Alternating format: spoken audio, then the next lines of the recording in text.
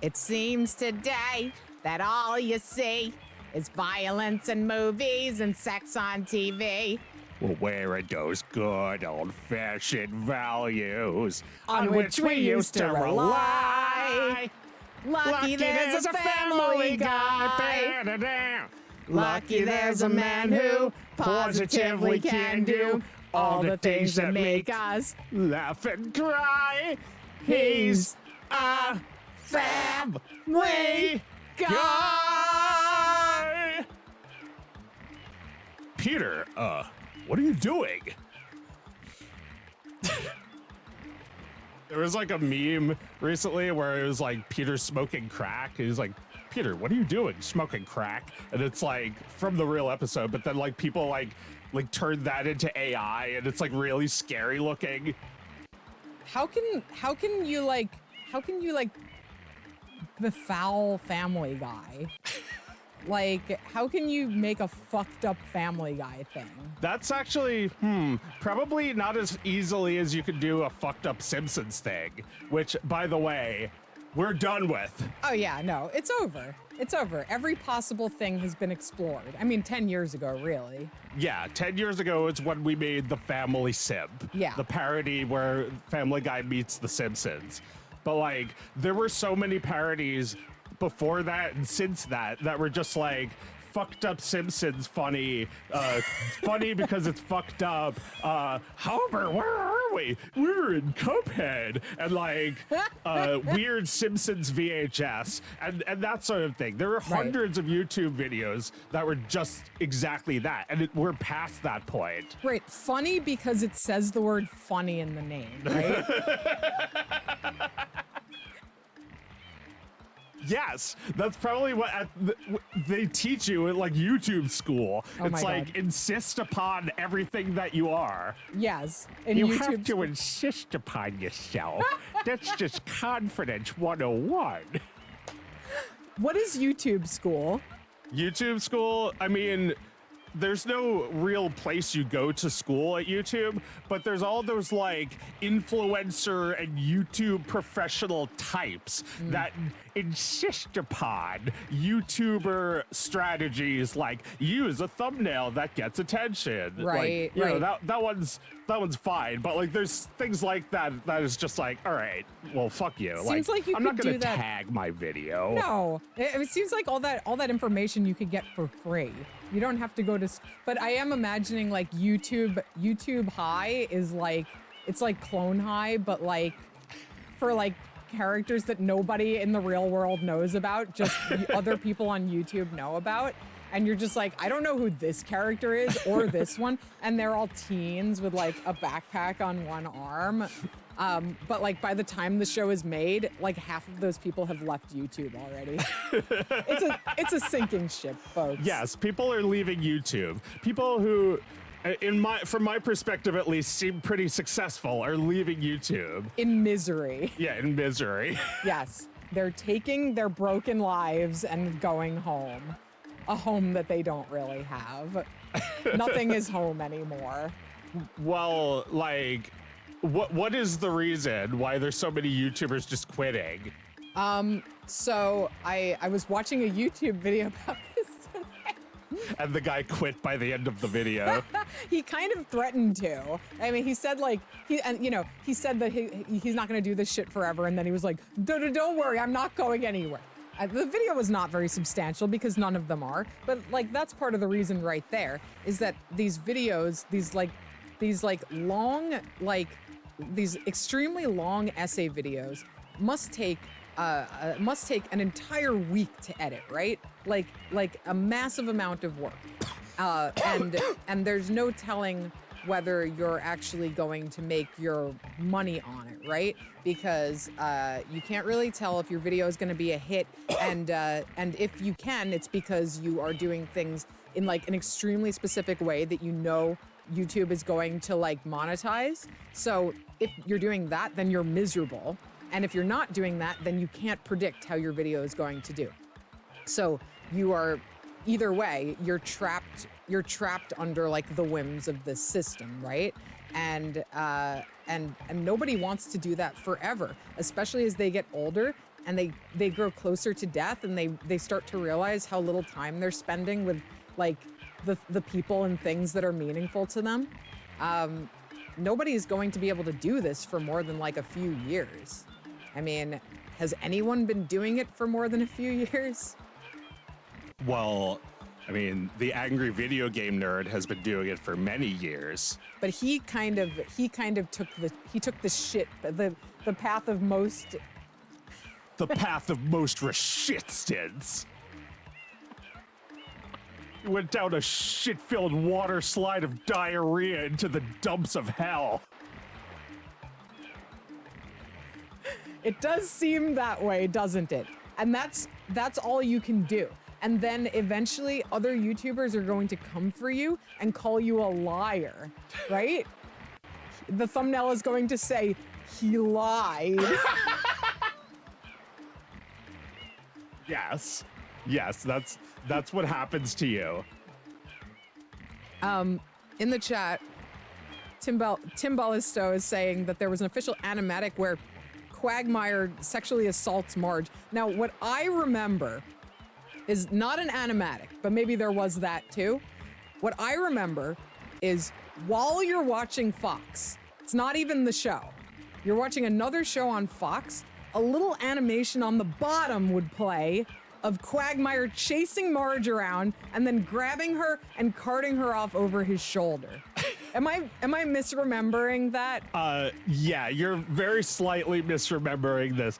They did not do that during other shows. That was a parody of when they did that during other shows. Okay. That was just in a Family Guy That was just in episode. Family Guy? Okay. So, like, you're supposed to think that they're advertising The Simpsons by having Marge come out. And technically they still are. Yeah, but yeah. then they have Quagmire come and sexually assault her. And, like, the other characters are like, did you see that? Like, that kind of thing. Oh, I see. Okay. Yeah, They didn't put it on during, like, some live-action sitcom. I'm imagining it's on during like King of Queens or something. Oh, and also Quagmire kills Homer.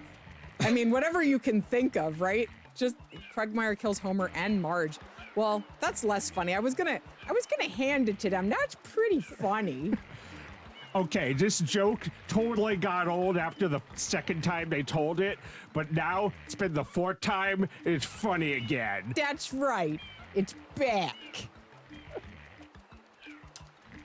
Like that episode where he fought the chicken for 3.5 hours. Funny again. You're right, that would be so fucking funny. If you turned it off and then came back later and it was still on. Yes.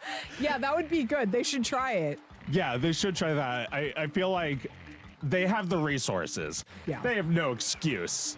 Well, they could just use the budget of a season of Family Guy, which they are guaranteed for the next like 2 years, right? Until 2025. Why not just make an entire season, one long sequence of Peter fighting the chicken? It's because it's not the same people. And believe it or not, there was some passion in that early Family Guy. Like, I believe, Dan Povenmire should get a lot of the credit because anytime there's like a character's like singing a musical number, like in the opening, for instance, that's Dan Povenmire because he also created Phineas and Ferb, and they do that in like every other episode. I always assumed that was Seth MacFarlane, that he likes the showbiz shit. Yeah, he likes the show tunes, but he's not like the guy who directed or storyboarded any of those scenes. Really? This is the guy who actually, Dan Povenmire was the guy who actually like did those specific scenes, like in like the old Bugs Bunny cartoons, there's like a guy they get whenever someone dances. Right. He like does something with his arms, like really complex. You're saying Quagmire went to Epstein Island? I mean, that's too easy. Who's the character on Family Guy who went to Epstein Island? Like there's like a photo of him with Ghislaine Maxwell. Yeah, I mean, American Dad is the guy, right? The dad. But he's not famous. Like, are there any famous characters in Family Guy? Oh yeah. Wasn't American Dad? Wasn't he a politician, or was that just that he was American? Did he become like the president or something? No. He was a CIA agent. He wore a suit. He was a CIA agent. Yeah. He's going to the Epstein Island. Yeah, maybe. Stan Smith. He's the American Dad. Sings "Good Morning USA." Yeah. Yeah, he's our guy, right? He's our guy. He's our guy. We got him. We got him. So, we're gonna play a little Mario Sunshine today. Sure. Do you want to play or me? I'll play a little Mario Sunshine. I've never played this game before. This was one of those lost eras for me. I never had a GameCube, and I remember like my first memory and one of my only memories of Mario Sunshine was that oh cute. Oh my god. Cute. They're all riding in an airplane together. Oh man, you guys should have buckled up.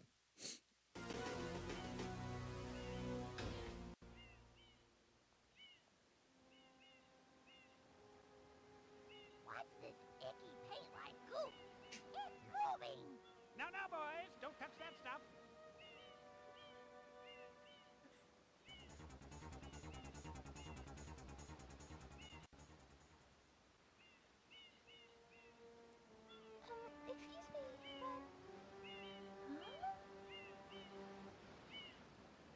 Does Peach not have very good vision? I am most concerned with Maybe. the well-being of the princess in Maybe this that's her island. problem. Master Mark, She can't has even kind of a see. vacant. She's got a bit of a vacant look here.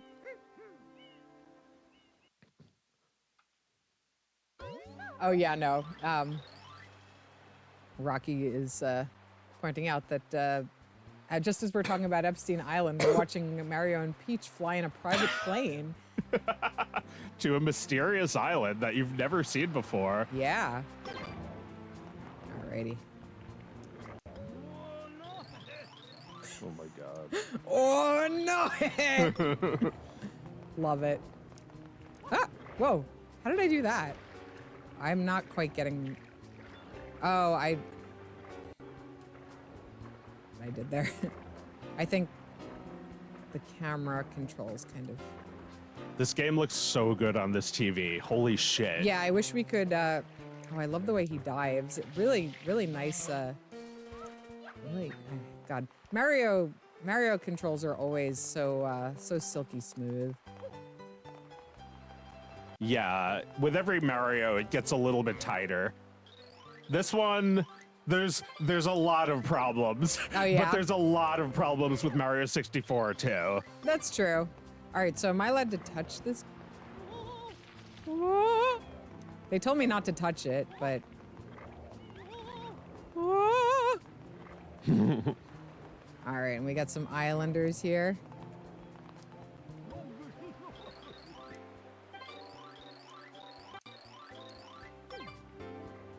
Okay, so let me state my case. All right. And now I'll state my case of why HD is fucking stupid. Final Fantasy VII just looks so much better with the pixels. Like, those characters are so blocky that you really need to like see. Oh, sorry, you're trying to hear this? It's okay. I'm just remembering how adorable this little creature is. Yeah. It reminds me of the little razor blade from that Chuck Jones cartoon Yeah. where Squeaker is drunk and he thinks he's talking to a razor blade. Oh my god, cute. Yeah, so cute. And he's like, If you press the R button, Oh yeah, tutorial. you can stop tutorial. No. Can't skip. Yeah, this game's got a couple cutscenes you can't skip at the beginning. No, I'm pressing every button. Yeah, you know, the speedrunners actually made a version of this game that just cuts out the cutscenes so that they can get to the game. None of this stuff ever like counts toward. Well, it does count toward the overall time, right? Yeah, you have to watch it for the official speedrun. Right. Unless Unless somebody they'll- figures out a way to skip it. Well, I mean, they made a thing. They made a mod that skips it, and Oh. yeah, make sure you don't select the wrong thing. They made a mod that skips it, and I guess there's a category for that version of the game. Okay. But you know, if you train on that, you can also just like play this version for like your real runs. I want everything to be the opposite of what it is. Like why is left right? Why is left and right correct, but up and down are opposite? They actually changed that for the Switch remake. They changed the inverse. Yeah, you can't change it here though, right? No. No. And you can't change it in the Switch one either. No. You'll just get used to it. I Do you think probably that's won't. why this game wasn't popular? Because people didn't like the aiming? I mean, I think people just didn't like the GameCube, right? Right. People did not like the GameCube. It looks like a child's toy. Yeah. It's purple. Yeah. So, my memory of playing this game. Oh, did I clean that guy off? Nice. Yeah, he's happy. Here you go. Oh, thank you. Oh, that tickles. Hee hee. My memory of playing this game was I went to the SVA dorms and I knew somebody who was living there, and it was like it was what was known at the time as the new residence at SVA. It was like a brand new dorm, and they were putting 6 people in one of those things. It was 3 bedrooms, each one with a bunk bed, and it cost $10,000 a year to live in that dorm. You know, you're not allowed to be there over the summer. I'm still meant to squirt this, right? Yeah, shoot his mouth when it's open. Oh, gotcha. I don't know that I'm going to be able to pay attention to this and talk, so I'm just going to do a little bit for now. And anyway, 6 guys in this apartment, all paying $10,000 a year, all crowded into a bedroom with a bunk bed, playing Mario Sunshine on GameCube. Wow. What do you remember from it? Not much. I just remember sitting and watching it and just talking to people in there and not really having a very clear idea of what it was all about. But it looked amazing. I think the guy I knew who was playing it, he was kind of like talking in Peach's voice a lot. Tee-hee! Like that kind of shit.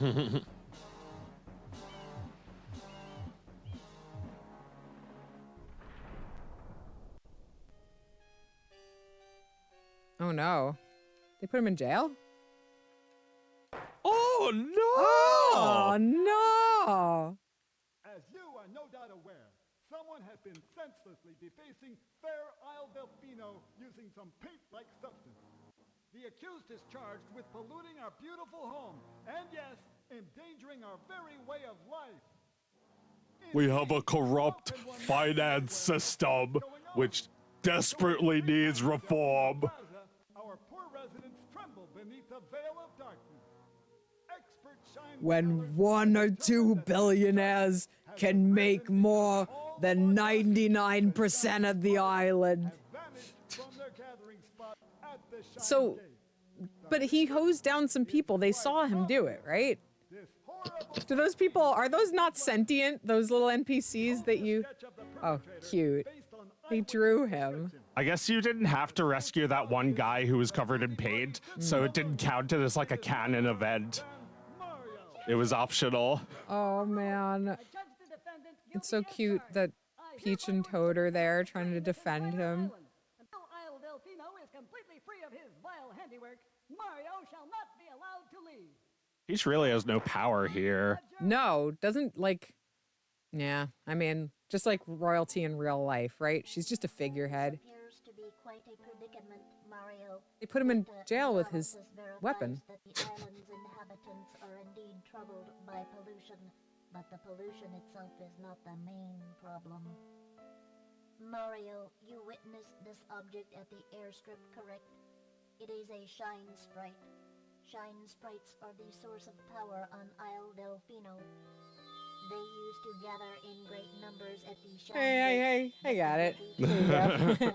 I'll watch you be good at it for a while. Alrighty. There is no longer any power to support the peaceful lifestyle of the islanders. It is most pitiable. The only way This to little thing is ensure cute, the though. return of the He's like a shine little sprites duck, is right? to keep the island from Or he's a little bird that talks out of the becoming back of his head. the perpetrator is likely at work even as Right? we He speak. could have a little triangular And beak. you, Mario, are being treated as a criminal. I don't like that. No? Mario must do a Are you I sure? like I like seeing it more like a bill. Yeah. Yeah. No! Oh! Go straight that way. You can't miss them. Go straight to hell. Your first job's to get rid of all that ugliness. And remember, we'll be watching you, pal. Okay, so it's kind of like Cars, where you like crash land in a strange place and they're immediately mad at you and they make you do errands.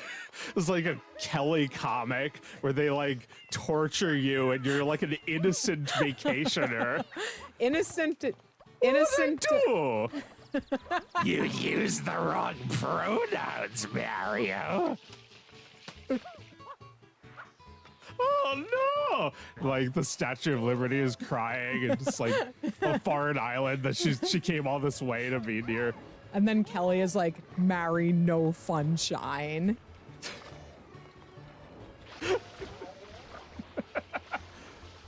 Cartoonist America turns to. I feel like that alone is like the funniest fucking shit. Oh my God. Kelly, if you want an example of a webcomic that's just been good for 20 years, Yeah, that's true. It's still good in the same way. It's never like gotten too like serious or anything. never. No, it is on point every time. Oh my god. I've been trying to find this extremely shitty boomer comic. I just can't remember what it's called. It's like all I can think to call it is Zionist Ziggy. It's like can you believe anti-Semitism exists? And it's like pro-Zionist shit. Is it like drawn by, is it drawn, like, is there a little guy, like a Ziggy? Yeah, he looks a little bit like Ziggy. Okay, with like that bad like mid-century like abstract art, like that kind of like, I don't know, like Schoolhouse Rock looking shit. Yeah, you got it. That Yeah. boomer shit. Yeah, that yeah. horrible art style that sucks. And like everything definitely looked too much like that back then. Okay, Wiz says it's called Dry Bones. Dry but thank you. Yeah, let's post that in the Discord later. Yeah, here, let me take a little gander myself here. I'm just going to break the stream by looking at this. Okay, well, yeah, obviously it shows me the dry bones from Super Mario. Google is so useless. Dry bones. Yep. With 10 terrible plagues, we were brought out of slavery in Egypt. And then his dog says, and the UN was not there to condemn us?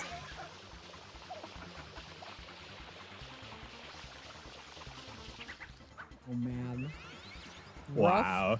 Rough stuff. So wait, is this imported from Israel or is this one of our guys? Oh, it's definitely some douchebag from America, Yeah, right? yeah, absolutely. Oh man, yeah, this looks great. Can't wait to have a good old binge on this later. Yeah, go make yourself throw up.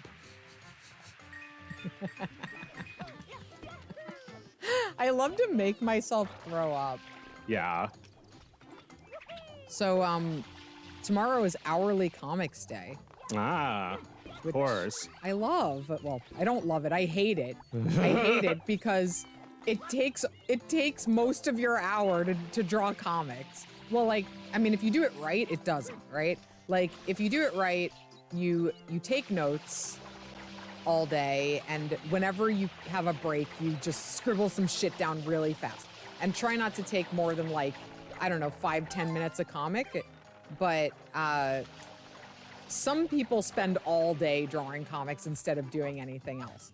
And then all of their comics are just them drawing it. Like all day long, they're like catching up on some hourlies and a drawing of them drawing it. Oh man, like, how do you make that good? You can't. Every year, there are a few hourlies that I love, and there are a lot of hourlies that like kind of make me sad. Yeah. With how insubstantial they are. Yeah. But I don't want to rag on those people. At least they gave it a shot. The worst ones by far on Hourly Comic Day are the ones who do one drawing of them in a computer all day, and they're like, there you go. That's my day. You mean they post once? They just post once, and they're like, there you go, that was my day. All hours, 24 hours. Yeah. Like that? Yeah. Yeah. Like, just they like, want to participate without really participating. Yeah. It's like, you don't have to go with the fucking algorithm, dude. No, just you don't participate if you want. If you want. You don't have to do it if you don't want to. Yeah, like, are you bitter that people are, like, pushing that into your feed? Because you don't need to just, like, be snide about it. Yeah, I mean, I think they wish they could participate, but they can't. Because they're too busy, or they forgot, or they're just they tried and they suck. You know, the comics suck. So then they're like, well, I'm too good for this, so I'm gonna let everyone know that I'm too good for this. Anyway, I'm laying down the gauntlet. I'm telling people that if they do that, I'm coming for them. I mean, I'm coming for them now in advance. So don't try anything. Well, yeah, like, if you did nothing all day, then there's really nothing to write about. That's, you know, maybe a problem. Yeah. If you want to be a writer. Yeah, in which case, don't report it to us. Just take a good look at what you came up with, and, you know, think about whether you want that to be your life next year. Rocky Junzo says, am I allowed to make up scenarios in my hourly comics? Some people do that. That's fine. Some people do like fictional hourly comic days of their characters, or they put themselves in fantastical worlds or exaggerate their day. You can do that. I think the classic hourly comic day is reality, but there's no rules. I mean, if you have fun with it and you make something fun, then you did it. Mutant Astronaut says, nice haircut, Joe. Thank you. We love it, folks. We love Joe's haircut. He said hi to me in the grocery store, and I didn't know who the fuck he was. Yeah. Yeah, your body language completely changed when I was like 2 feet away from you. Yeah. Like you didn't acknowledge the guy walking towards you at all. Not at all. Even though you're wearing like the same clothes I've seen you in, doesn't matter. It's like, you know, I don't remember that I got a haircut. I don't remember that I got a haircut, man. It was like 2 days ago. I'm busy with the whole president thing. That's right. You're still president, Joe. Of course I'm president. I know who's president. You don't have to tell me.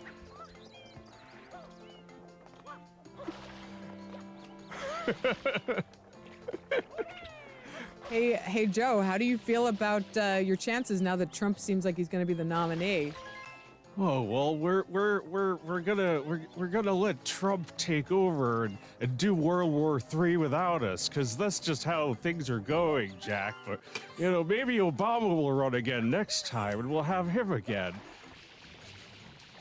All your favorites are coming back. Like maybe even me, if I'm still around. Do you plan on being around for a while, Joe? Do you think you think you could run again? Run where? Which island?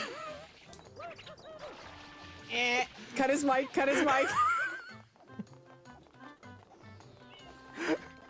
What's the best hourly comics compilation I've ever seen? Well, I consistently really like Steve Wolfhard's comics. They're just like, they're just always delightful. I love his drawings and I love his mind, and he always comes up with great stuff. And I'm trying to think like who does it, who goes for it every year. There aren't too many annual warriors of hourly comics. I'm sure I'm forgetting quite a few right now. Oh yeah, Lucy Nicely does it pretty consistently, and hers are like pretty tight looking too. I'm always like a little in disbelief at how polished they look. She might take an extra day on them. I know I do that. I usually submit my last round or two the next day because I try to have fun. I try to go out and do something on Hourly Comics Day. It's like a little excuse.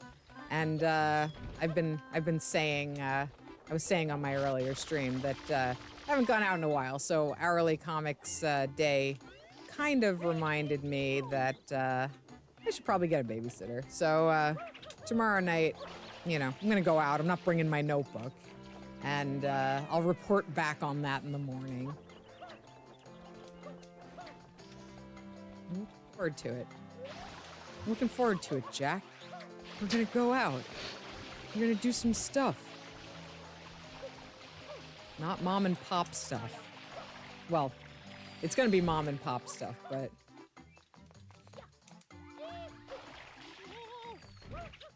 yeah, no, I'm looking forward to seeing other people's hourly comics. There's always some fun stuff. I like, you know, comics as a form. I feel like I don't have any more time for middle comics. I have time for the very occasional gourmet comic, like a you know, a 600-page Kate Beaton graphic memoir, or you know, a series by a manga series by one of the masters, or I want some dog shit that someone peed out of their pee hole, and I don't want really anything in between from comics. The low and the high.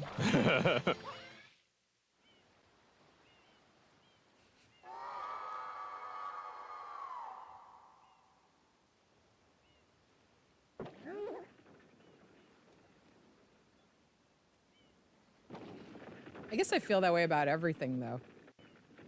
The middle kind of sucks, right? Yes, I feel like people are waking up to that and using mid as an insult nonstop. Nonstop, yeah. Don't make things that are mid anymore, guys. No, it's insulting. People don't want mid. No. Anything that's just like solid or even in some ways perfect are terrible. Terrible. Terrible.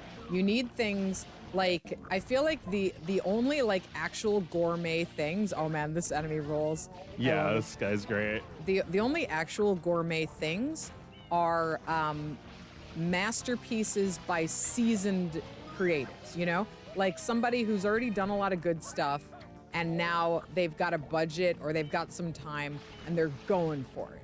And you know, you get like the fancy pants good stuff out of that. But then everything else pretty, you know, you don't get many of those per year. Those are almost unheard of. And then the only other good stuff that comes out in a year is trash. Good stuff that's like trashy, you mean? Yeah. Yeah, that has no budget. So there's like a bit of a theater of the mind aspect to it, or it's communicating something through lowbrow material. Yeah.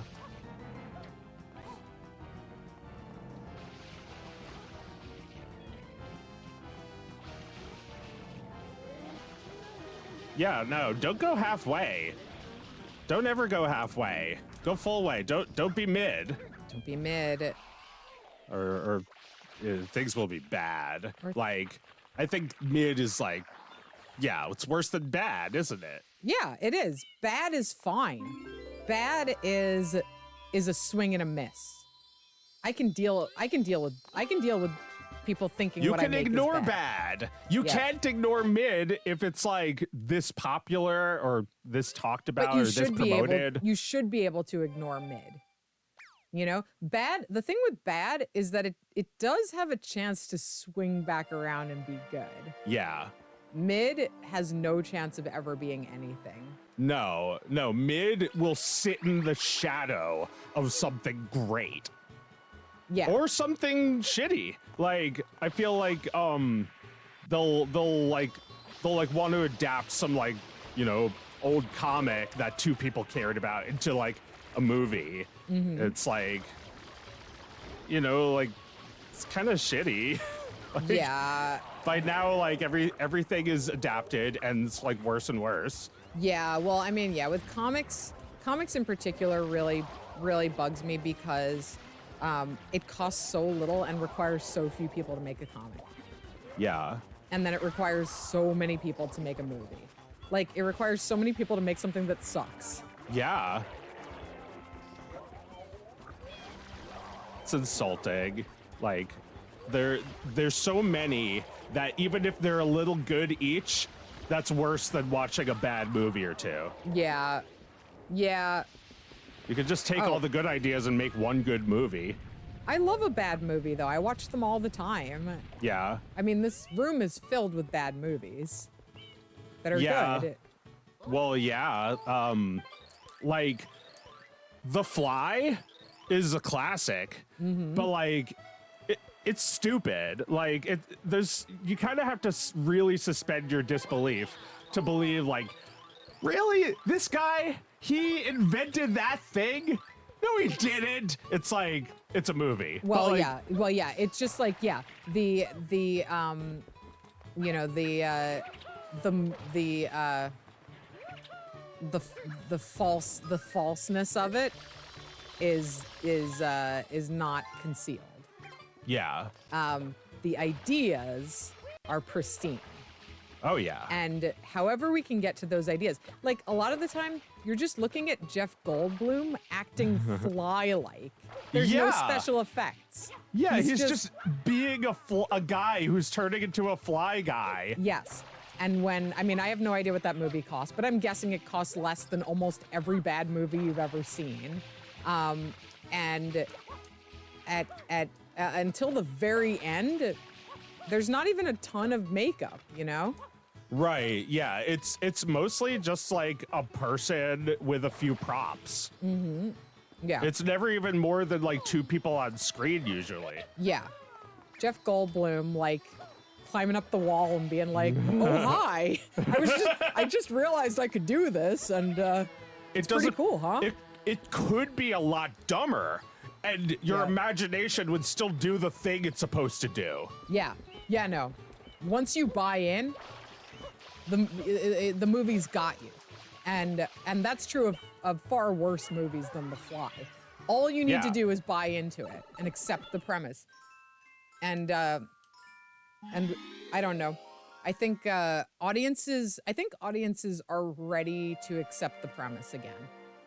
You Yeah. know? I think for a long time, I don't know if audiences were ever unable to accept the premise. I think for a long time, people have assumed that audiences can't accept the premise. Like, I heard some shit I read on Twitter. I don't know. It's stupid. I heard that they made a new Avatar, like the cartoon. They made a new like live action version of it for like Netflix or one of the streaming services.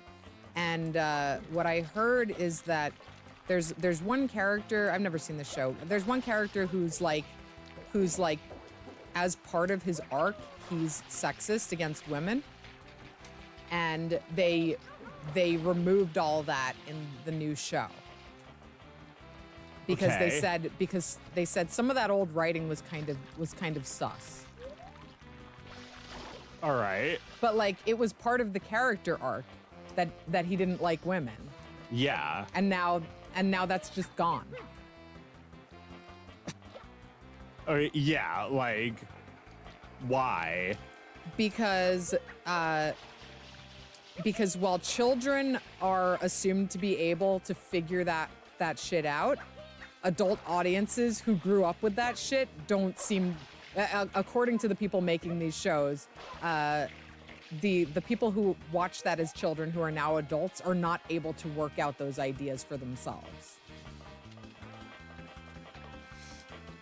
I don't think that's true, but I think people are forced to watch things that treat them stupider and stupider.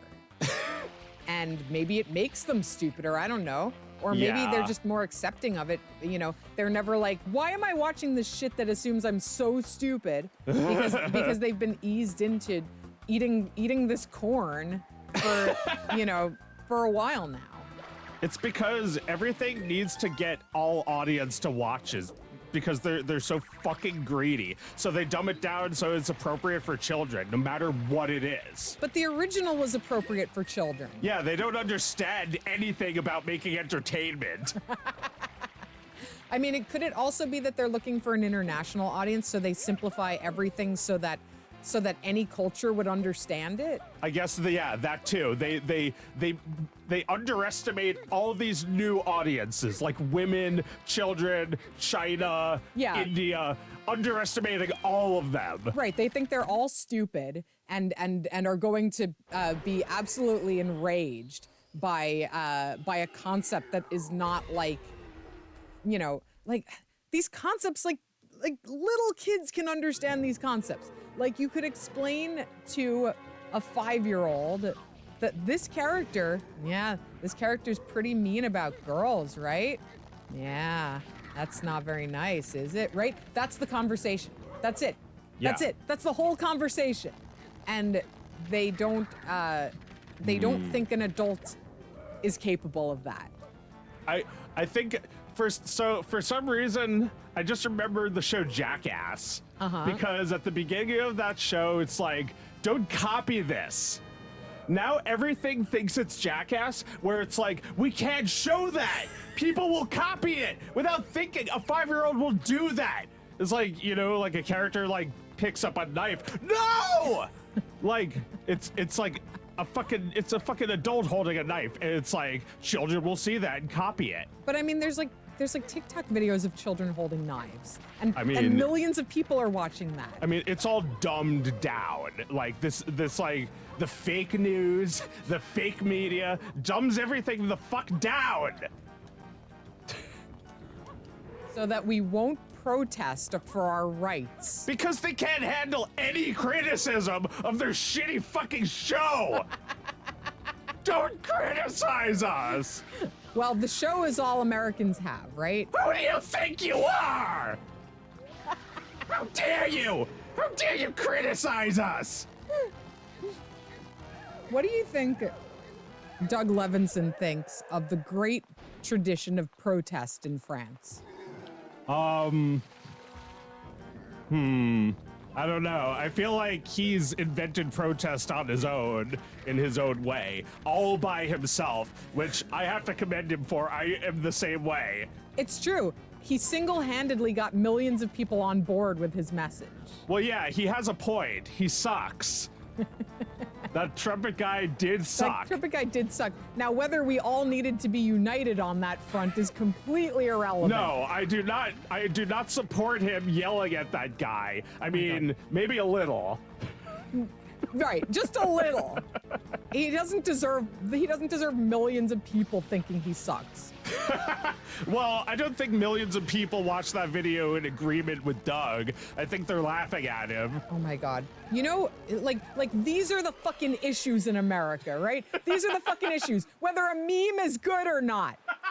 In France, if they try to raise the price of a cucumber by 1 cent, people are in Paris destroying the Mona Lisa. Fucking up the Olympics. Very fine people, the French. They love me there. Viva la Trump.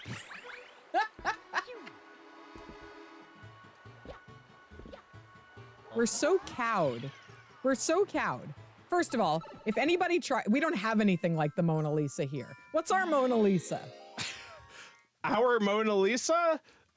It's probably not a priceless work of art. It's probably something that's been copied a million times. No, it's probably something that's been ruined, like the Star Wars print. Like George Lucas went back into the original film and ruined it to make the not the sequel, to make the remake of it. Oh my God. They ruined the Mona Lisa of America. Oh my God. All right, so we don't have a Mona Lisa, right?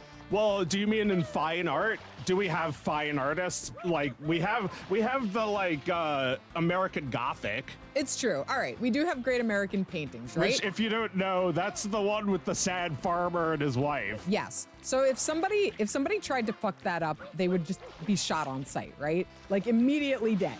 Oh yeah, I think they would pitchfork him actually. Yeah, right. And like, I mean, the thing is, like, no American would ever do that, right? Because we don't protest anything. We don't protest anything. I thought we protest everything, just like the really stupid things, like Right. you know, the McRib or whatever, some stupid shit people care about. Right. Okay. So the battlegrounds for protest in America are statues and whether a statue should exist, right? Yeah. We protest whether a statue should exist. What else do we protest? Yeah, the McRib, right? Like if the McRib hasn't been back in a while, we'll get really mad about that. Well, I heard that the McRib was just a ploy to like something to do with pork prices. But like that was just an example. I don't know if I can think of a better one that like just like that a thing that like, you know, Karen would like have a meltdown over. Right. If she went to Starbucks Like if her and they didn't give Starbucks her was late or whatever, Yeah. like that's a protest. Right. That's what we protest is not being This is satisfied my customers. First Amendment right. Right. Rick and Morty sauce not being at McDonald's. Right, yeah. Not enough sauce. Not enough sauce. We're mad.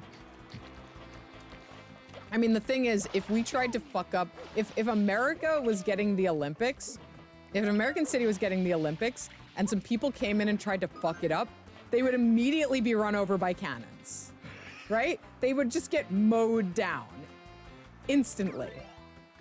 Yeah, probably. The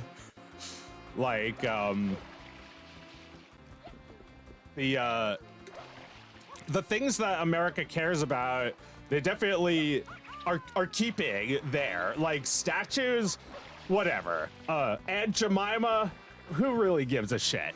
But like, what would we actually just like completely prevent from? Well, you know, this isn't America, but like, I looked up. I was seeing that there was a thing in was it Denmark? Or maybe it was the Netherlands, that they have a tradition of a blackface character. Zwart Piet, Black Pete. He's like Santa's helper. Okay. And they don't really have a black population historically, so it's always someone in makeup. Right. That is a very progressive country, but they draw the line at Zwart Piet. They're not getting rid of him. No, they're not getting rid like of him. Yeah, no, I've heard of a similar type of obliviousness. Yeah. That they just like, yeah, they absolutely refuse, and you could never even explain to them what the benefit of thinking that was bad might be. They see no benefit. Well, so like, what's our version of that? What's our version of Svart Pete that we refuse to get rid of? Well, we got rid of all the Native Americans. I mean, we got rid of all the Native American characters. Right, we got rid of all the characters. Wait, what about the Chiefs? Aren't they playing the Super Bowl this year? Okay, we did not get rid of that one. No. There's a few baseball teams that are still Native American themes that people just say N-O. Right. Yeah, no, that's our version of that. And Yeah. we look at the Danish and we're like tisk tisk, but we would actually stop every highway in America if any of those names got changed. Yeah. Well, I suppose our grand tradition of protest is alive and well. Yeah.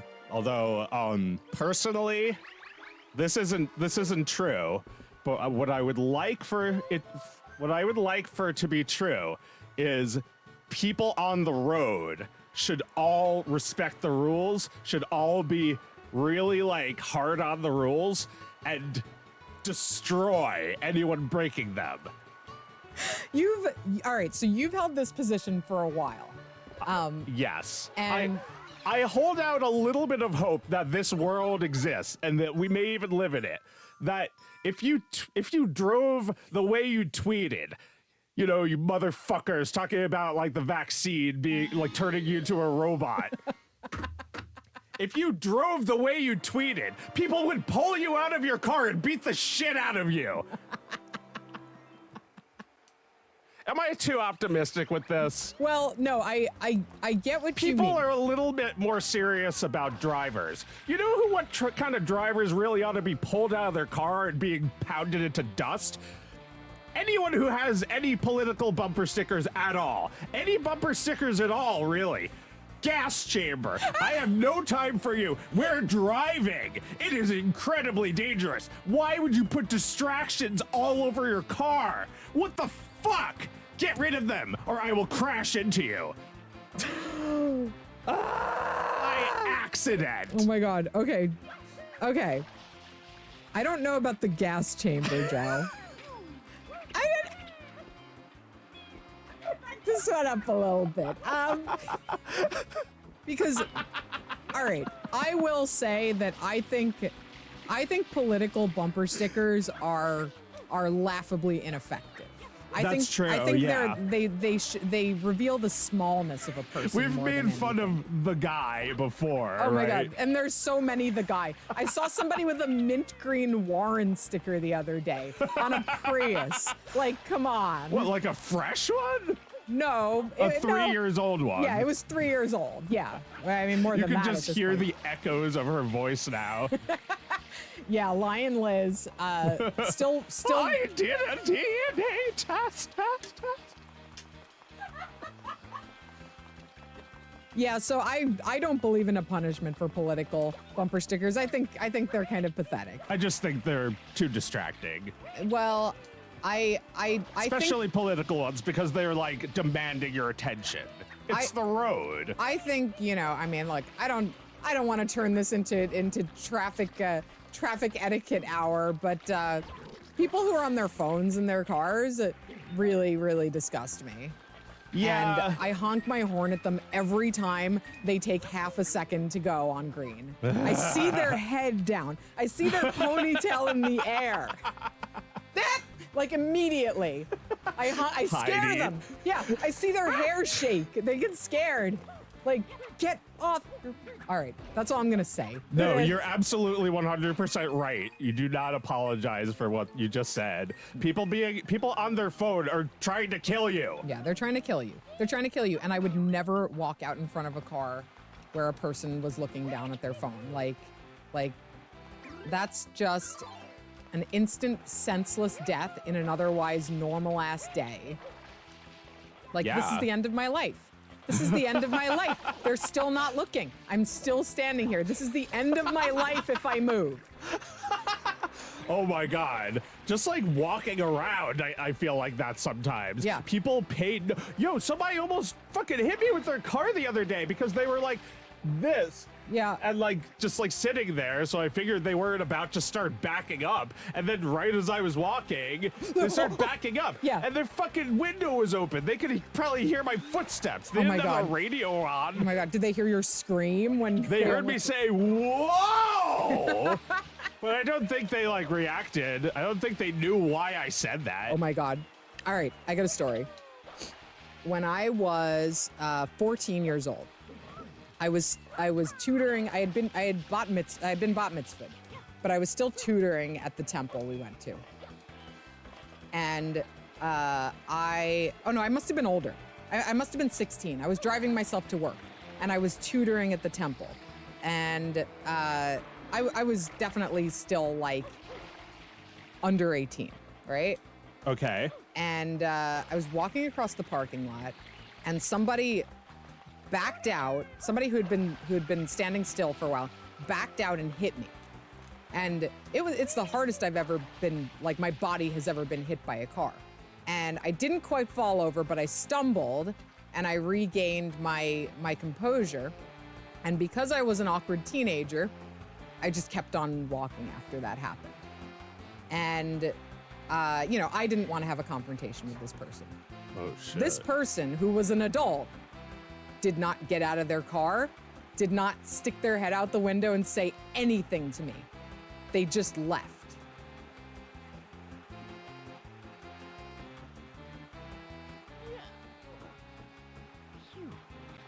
Right? Like for a long time, I was just like, man, I'm such an idiot. Like, I got hit by that car and then I got out of there. But like, now I'm like, who the fuck was the adult in this situation? Like, you hit a kid and you don't fucking like make sure they're okay? You're like, okay, well, she looks okay. Like watching me walk into the building. Well, she looks okay. Maybe I didn't hit her. Maybe like he hit me. I guess she's all right. Well, I really gotta go. Okay. Out of there. What a weird thing to think about now. Yeah, fucking gross. Fucking gross, right? Yeah, fuck that place. Yeah, fuck that place. I don't like that temple.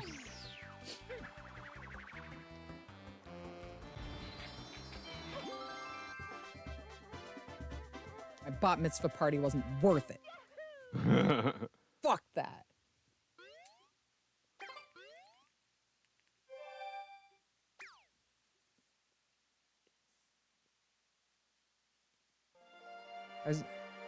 I was riding my bike to KB Toys when I was 12. Very, very classic place to ride your bike when you were 12. And a person sped out of a hidden driveway, and I flipped over the hood of their car, and their first reaction when they got out is my car okay? Holy shit. Yeah, cars were they also in Garden City, New York? Yeah, maybe that was it a hideous Beamer? I mean, it was probably a hideous Beamer. Maybe this person who hit me got out and checked their car too, for all I know. They didn't check me. They probably meant to hit you. This was in Glen Cove. It was nearby. It was probably the same person. It was the guy. It was the guy. Amazing. The guy who hit me also hit you. Hitler with a yarmulke. I'm nice now. Oops, sorry. Is my car okay?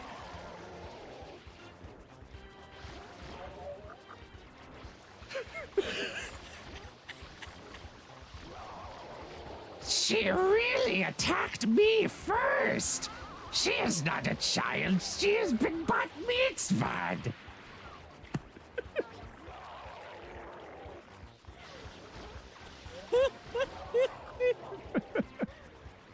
Oh, fuck.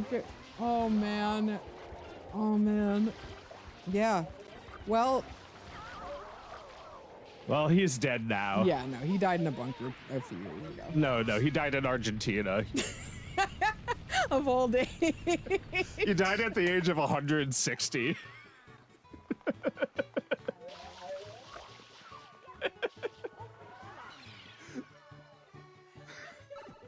That means he's still alive, you know.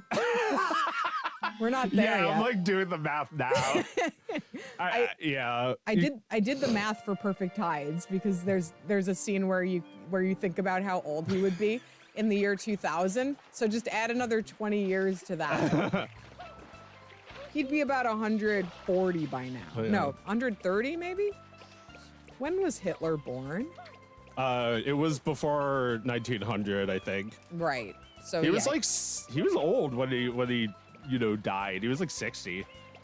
he was 60? I think so. He fought in World War I. That was like 20 years later. Oh my God. All this time I've been saying how young he was. I mean, he's kind of out of shape near the end. He's kind of chunky. I don't know if I've ever seen like a late photo of him. Did you ever see the movie, like, what was it, Downfall? I've seen the scene from Downfall. Well, is that actor kind of chunky, or am I misremembering it? I don't remember. Oh, are you basing your assumption on that? Well, I'm just like thinking of an example of like depictions of Hitler in that time. I'm just like trying to think now if he had like kind of a Jim Morrison look to him, or like a late era Elvis, like the rock star Hitler that I'm thinking of was really kind of dumpy and crundus by the time he died. Well, I hear that Hitler also had some drug problems. He might have been like on something when he gained all the weight. He could have aged prematurely from the drugs. What kind of drug problems did he have? Meth. He was into meth. Yeah. Wow. I had no idea. I mean, I don't know that. I've just heard that. There's a clip of old Hitler methed out and rolling back and forth. Is that true? Oh my God. You could all just lie to me right now. Like, why do you think he was so pissed? He didn't have any meth left. God, yeah, in the bunker there wouldn't be any. Oh, I could just shoot myself. Oh, what a mess I've made. We Nazis are such crazy people.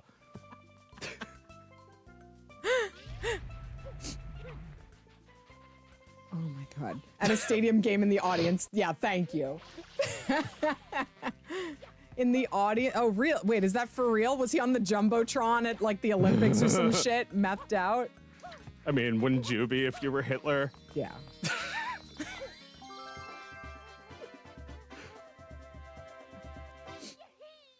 Oh man. Oh man. Oh man. Just oh man. Well, anything else we want to talk about? Or should we stick to this one for a while? I mean, we could stick.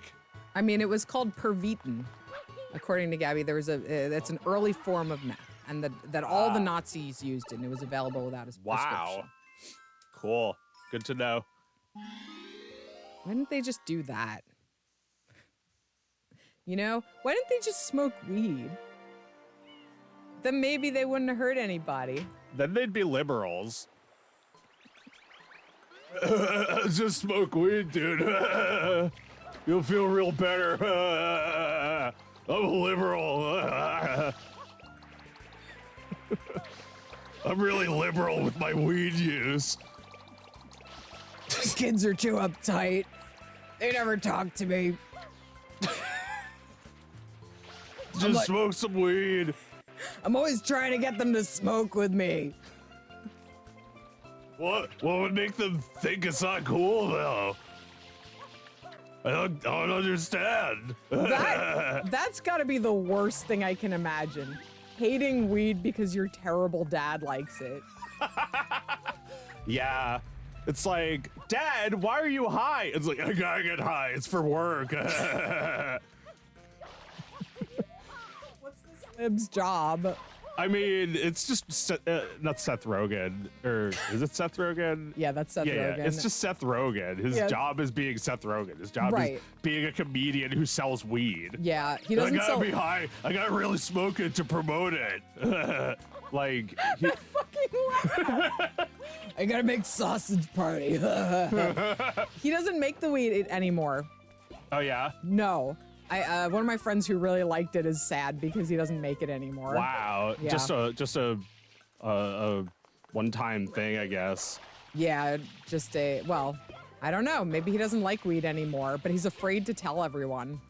Like maybe how, people like, you know, criticize him for like, you know, like being white or something, and like, you know, like while there's so many people in jail who yeah, are, yeah. you know, like the people who sold it before, who are mostly black and like Latino. I could definitely see Seth Rogen closing his company, his weed company, out of guilt. Out of virtue signaling. But don't close it. Hand it over to somebody. It probably wasn't doing well. Or just donate the profits, like what's his name? The other famous guy. Oh, was there another famous guy who got guilted into doing that? No, just a really famous guy who like had enough money that he didn't want any more That from he like didn't want to selling pay taxes on It's it. the pasta sauce. What's his name? Paul Newman? Yeah, that's it. Newman's Own. Oh, right. He donated all that money, Yeah. right? Yeah, they donate the profits. So like, you know, that's, you know, one way to be a celebrity who like, you know, has a side hustle. You can have it be like, you know, maybe I just really care about weed, man, you know, like Paul Newman. you know? Right. Well, Paul Newman, you know, with pasta sauce. right. He's like scandalized if you don't know who he's talking about. Yeah. Cause like somebody else like gave him the idea. It's like, just look at Paul Newman. It's like, oh yeah, the guy at the supermarket. Right. And now he's preaching about Paul Newman to other people. They've never seen Cool Hand Luke. No, they've never seen Cool Hand Luke. Have you even seen Cool Hand Luke? Dude, we so gotta get high and watch that movie. Dude, he's never seen Cool Hand Luke. Oh, we're totally gonna get high. We're totally gonna watch it. Never happens. You never get high with him. 10 years go by. This is the first time you've thought about it since then. Hey man, I finally made all those eggs. You ready to have a Cool Hand Luke watch party? Well, no, that's his friend that is making the eggs. Seth doesn't know what he's talking about. Oh man, you'll totally laugh your ass off when we get to the part with the eggs. You'll get it then. You'll get the joke.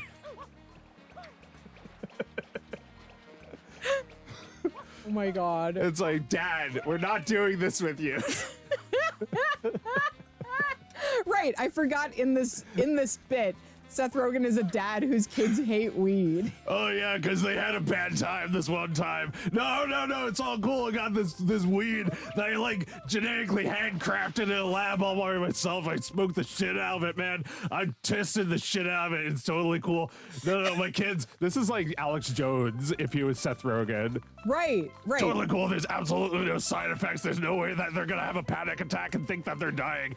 There's no fucking way. It's just gonna be cool. We're gonna watch Cool Hand Luke because everything's cool. And if anything goes bad, I'm just gonna be like, my son, everything is fucking cool right now.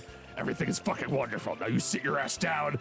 Dad, I think I need an ambulance. No, you don't. You need Cool Hand Luke. You need classic movies, classic American. This is like the fucking Mona Lisa. Don't you even tell me when you haven't seen Cool Hand Luke. What are you, gay? Jesus fucking Christ, man.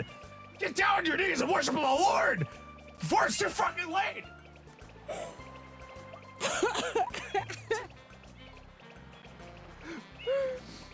Oh no. Seth Rogen's Alex Jones turn. It really seems way, when you put it that way, it seems closer than I ever would have thought. Yeah, he's like, on the voice thing, it's just like a little dial. It's like,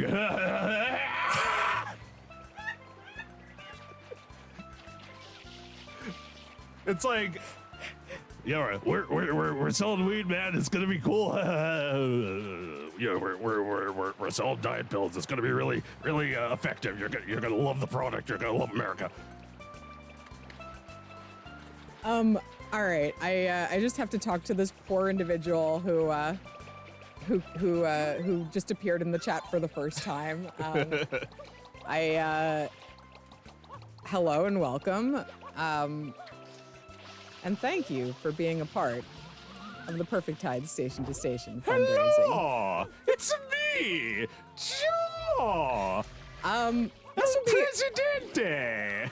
I do nothing. this would be a good I'm gonna opportunity. sleep. I'm tired. Let's take this moment to introduce the show. We haven't done it in a while, right? Yeah. There are people who watch this who think they're going to see me developing a game, so I would like to just give an explanation of what we do on Wednesday night here. Joe and I are siblings. We formed our entire sense of humor around the home that we grew up in, and the video games that we played. And on Wednesday nights, we like to get together, play old video games, and try to make each other laugh as much as possible. We are always successful. Whether we make you laugh or not, I hope to do that someday. Yeah, the show is simple. It's called you know, man.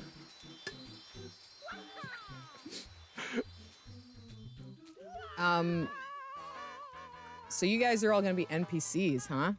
I look forward to drawing you in. I'm pretty far away from that, but I do want to talk a little bit about the excitement that I'm feeling around this demo. It's coming very soon, and I am currently playtesting, and I'm not getting a lot of feedback this time, which is a good thing. It means that the game is not that broken, and that soon there's going to be a lot to talk about. You know, I was thinking, Joe,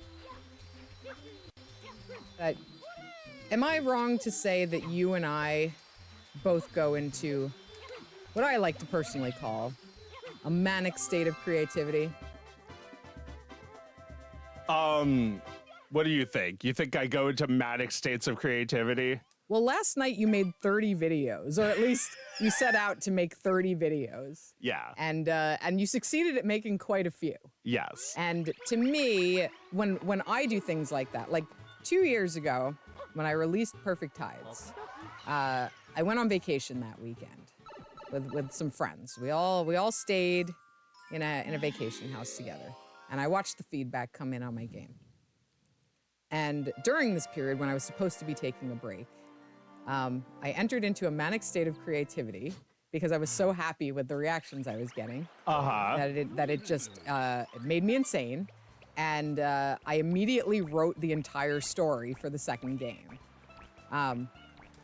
Looking back at it 2 years later, you know, obviously I've padded out the details quite a bit, but it's exactly the same as the thing I wrote in a state of mania. Wow. Yeah. That's an incredible story. That's the second incredible story you've told on this stream. Wait, what was the first one? That I got hit by a car? Yeah, that you got hit by a car. And the adult like Bart didn't... Simpson and like got nothing. Got nothing in return from the adult who hit me. Yeah. Yeah. But yeah, I suspect that, and I mean, I guess this is true of writers in general, is that like, you get nothing for a while, and then you get the ideas that are going to be the ideas all at once. Yeah, I guess so. I had a manic state of creativity. I wrote something that I want to make when I'm like 50, like a Star Wars parody. Like I've done a Star Wars parody before, but this is like an epic Star Wars parody, like as epic as the real Star Wars saga. Okay. And I wrote down like 5 to 10 pages of notes. Okay. On a lined notepad, and just have so many ideas for little parody ideas that I want to make when I'm a little older. And the thing is, like, I know just from knowing you that your Star Wars parody, which is something that is like the well has completely dried up on that for everyone except for Joe. Except for me. Yeah, because you haven't done it yet. I was manic. It all made sense. Like the joke, every joke is like genius. Oh my god. It's like our Mona Lisa. Wait, when did you do this? This was like at the beginning of the pandemic. Okay, and you which still I think had something to do with it. You I still was feel watching, great. Well, I haven't looked at it in a long time, but I felt very good about it at the time. Okay. That like some of these ideas are gold. Like I like some of these jokes almost as much as Spaceballs. You know, not to hype it up too much. Spaceballs will always be better, but my Star Wars parody is, I think, good. All right. So you're just keeping that in your back pocket until the day that you're ready. Until I'm ready, yeah. There will probably be 9 episodes like the real Star Wars, and I'll parody every single trilogy. I can't wait. You know, Yeah. I look forward to it because if you truly love it, you're going to make it. Yeah. I don't know if I can now. I don't know if I want to, but if those ideas hold up, which they might, oh my God, I'm gonna be so excited to do that. Like, it's like one of those big cows that you're not supposed to milk. It's like, just Full of waiting. golden milk. Just waiting, yes. A golden, yeah, a sacred calf full of milk. All fat. All fat.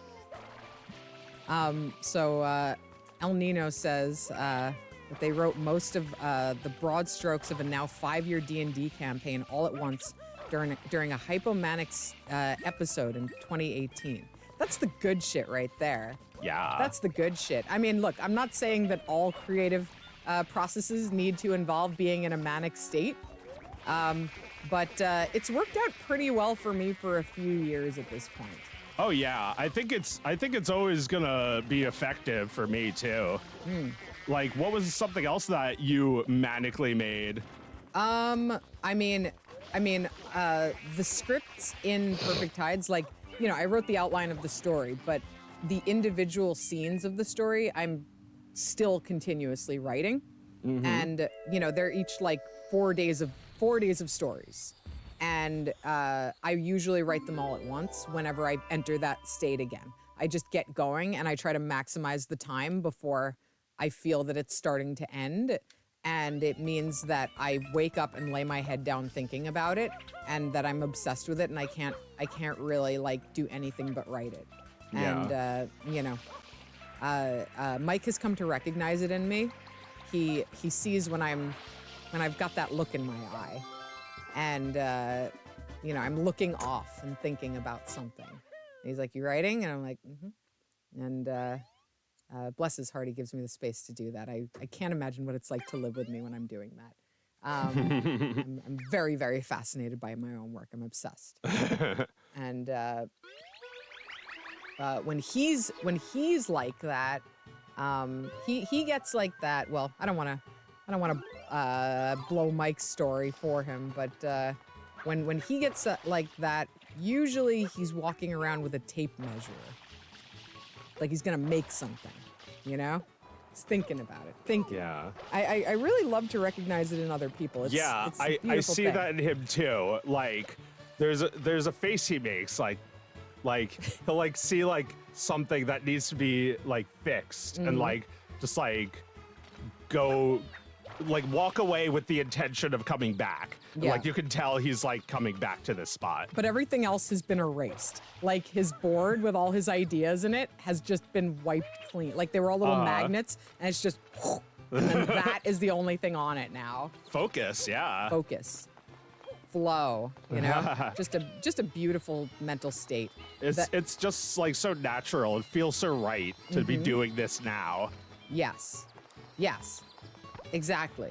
And I don't know if that is some sort of means of survival, or if it is purely an illness. Sound off in the chat if you'd like to diagnose us.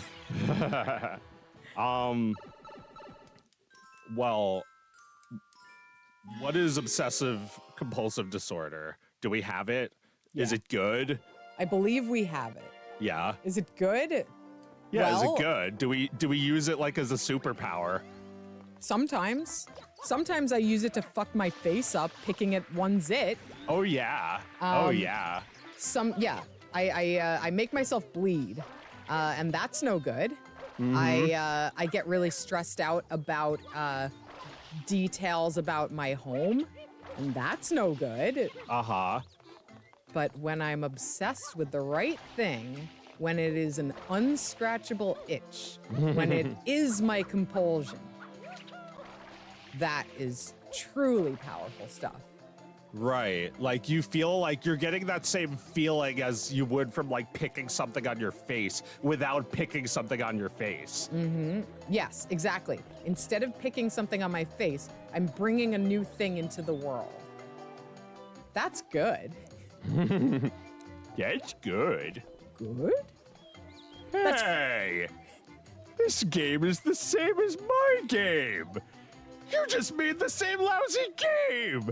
What gives? What do you mean, same game? So, You Pokemon? Me Pokemon. okay, so Meredith doesn't know this, but there's a game called The Simpsons Tapped Out, and it's a mobile game, and it's like a total scam. People just get like sucked into that shit and spend so much fucking money on that. It's a freemium game, right? Is that what I that's guess, called? yeah, that's what that is. It's like a game that you could play for free or you could spend millions of dollars. Okay. But yeah, like it seems like something for people with obsessive compulsive disorder, that it's an unlockable thing in the game and they'll do anything to get it, even to spend real money. Oh my and God. That's so wrong. I see. That's so fucked up. So it's a game that is like manufactured to sort of itch you in the way that an addictive thing itches you. Yeah. See, that's such a waste. It's such a waste to spend this OCD power on a video game, right?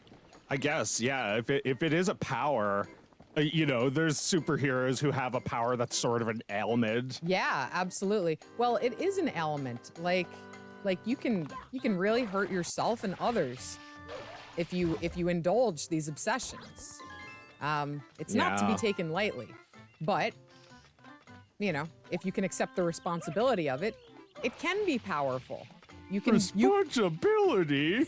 Oh, I just wanted to play.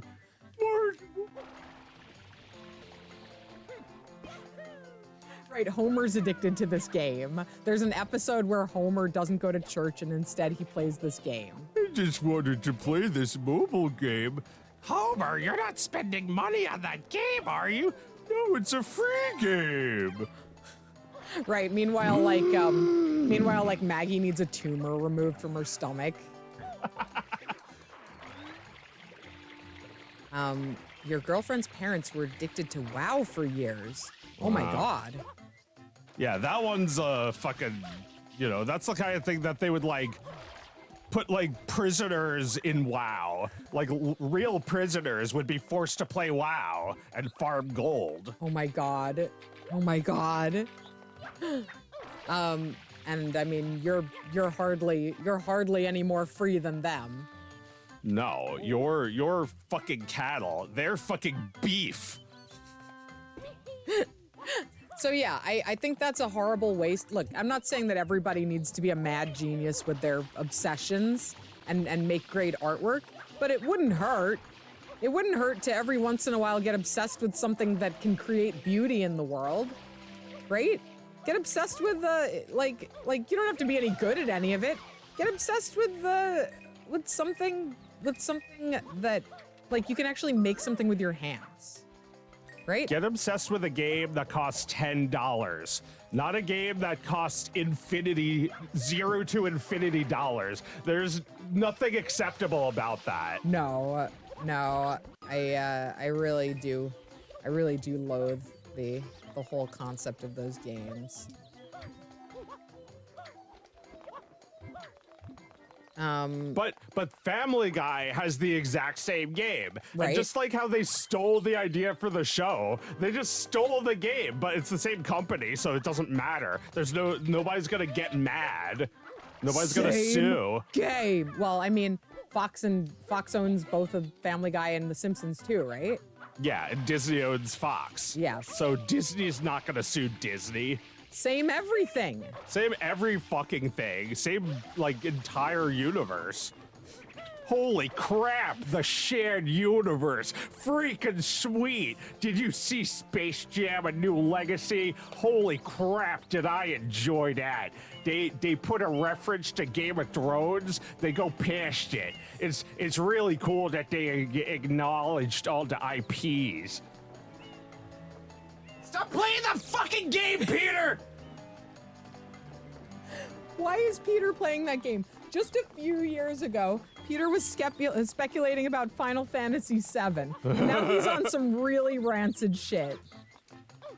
Dude, we don't want to see Final Fantasy VII remake. Stop demanding it. Oh, the new one's coming out soon. Oh God, here it comes. Here we go again. Here we go again. Here we go again. The new Final Fantasy VII. Yeah. Final Fantasy VII Remake 2. Remake 2. Same Super Bowl. Same presidential election. Same game.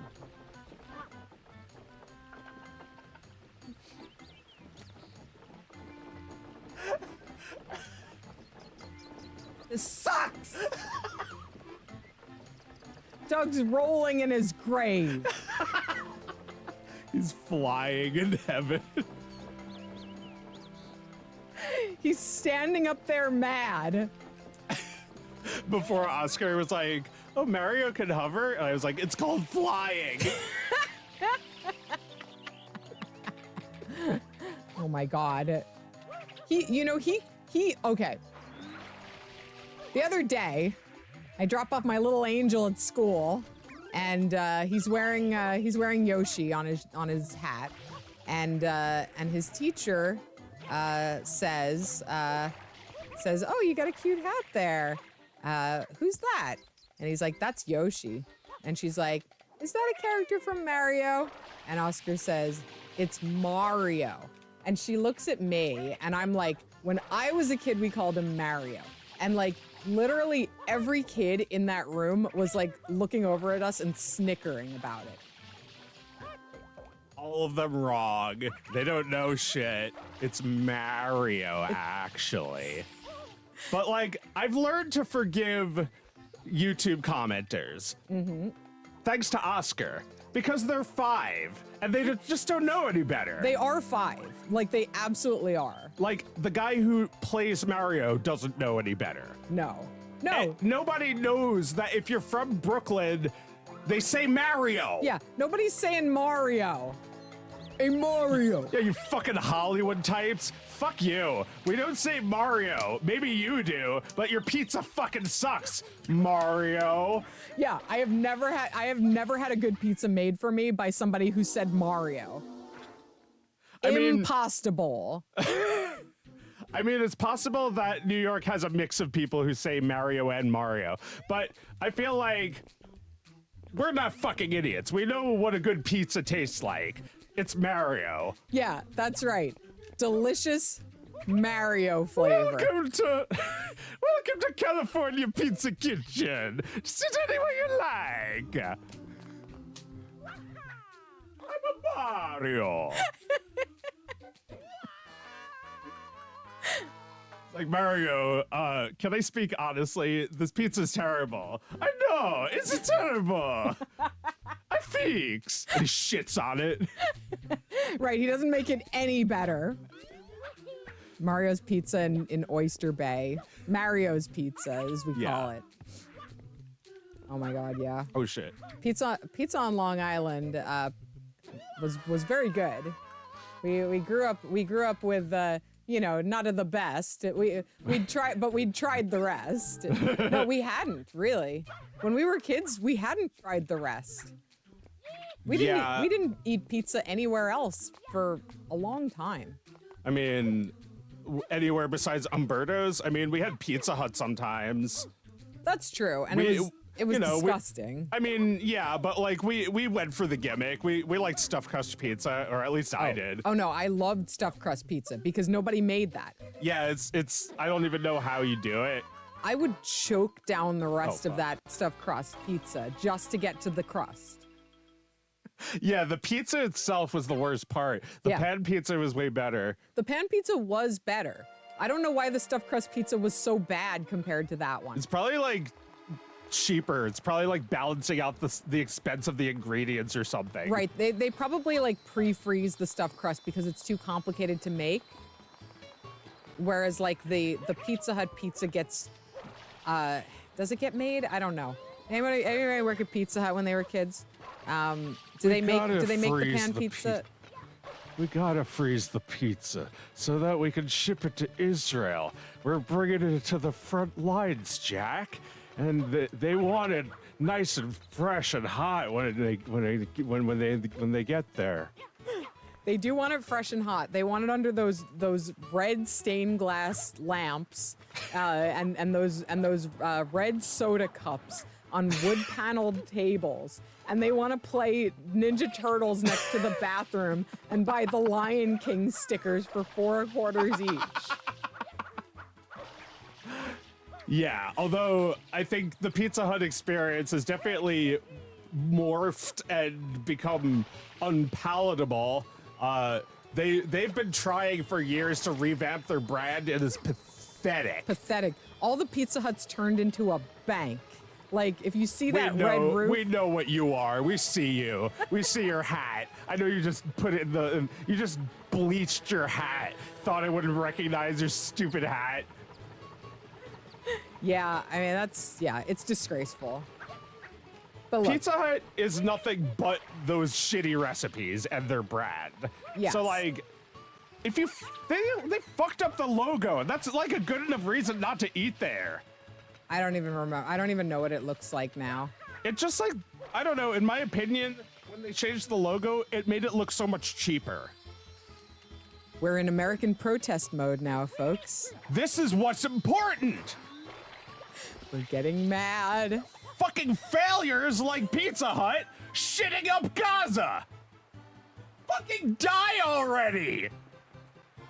This is what's important. Fuck you, Pizza Hut. Pizza Hut, you've disappointed me for the last time. Yeah. Yeah, it's not even fun to go there again like once every 10 years. No. I don't even do that anymore. No, I mean, I haven't been inside a Pizza Hut for a while.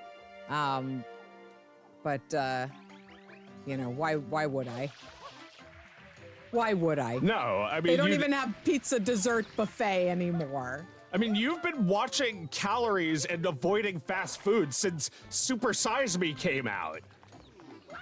Remember when, like, we were all obsessed with weight loss then? Oh my God, I do.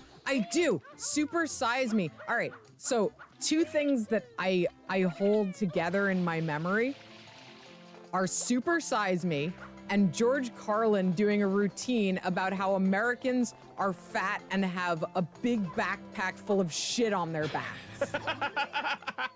Yeah. I feel like those came out at the exact same instant.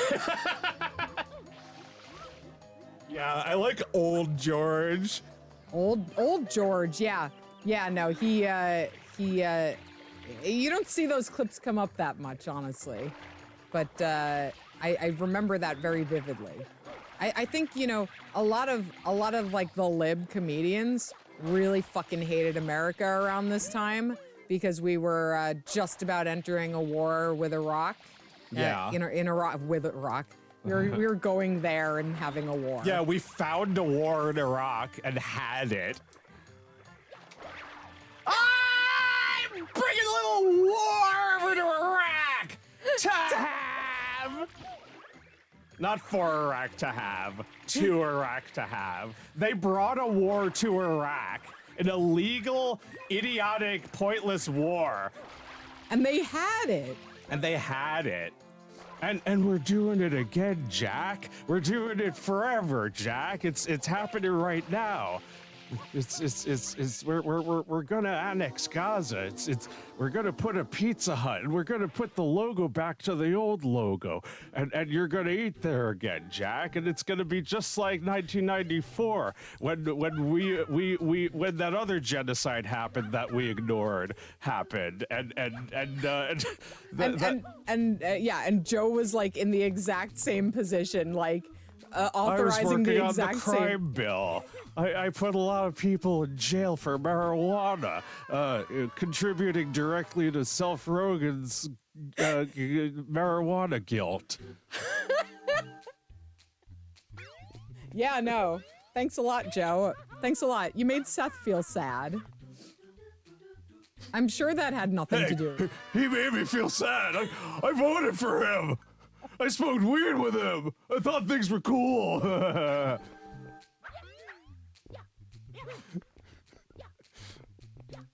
Oh. So yeah, you can see the confluence of events that have brought us to this moment. Oh no! Too bad. Yeah. But, you know, I think Seth Rogen, probably just because of that one customer who said they missed it, Seth Rogen should start selling weed again, right? Yeah, but Don't feel guilty about it. Just be Paul Newman. That way you don't feel guilty. yeah, put your face on the package, like a nice little illustration of Put your face. laugh in the commercial and just give all the profits to like some like group for like teenagers who are like went to jail for that shit. Yeah. Why not, Seth? You know, like give stand-up comedy lessons to prisoners. That would be fucking great.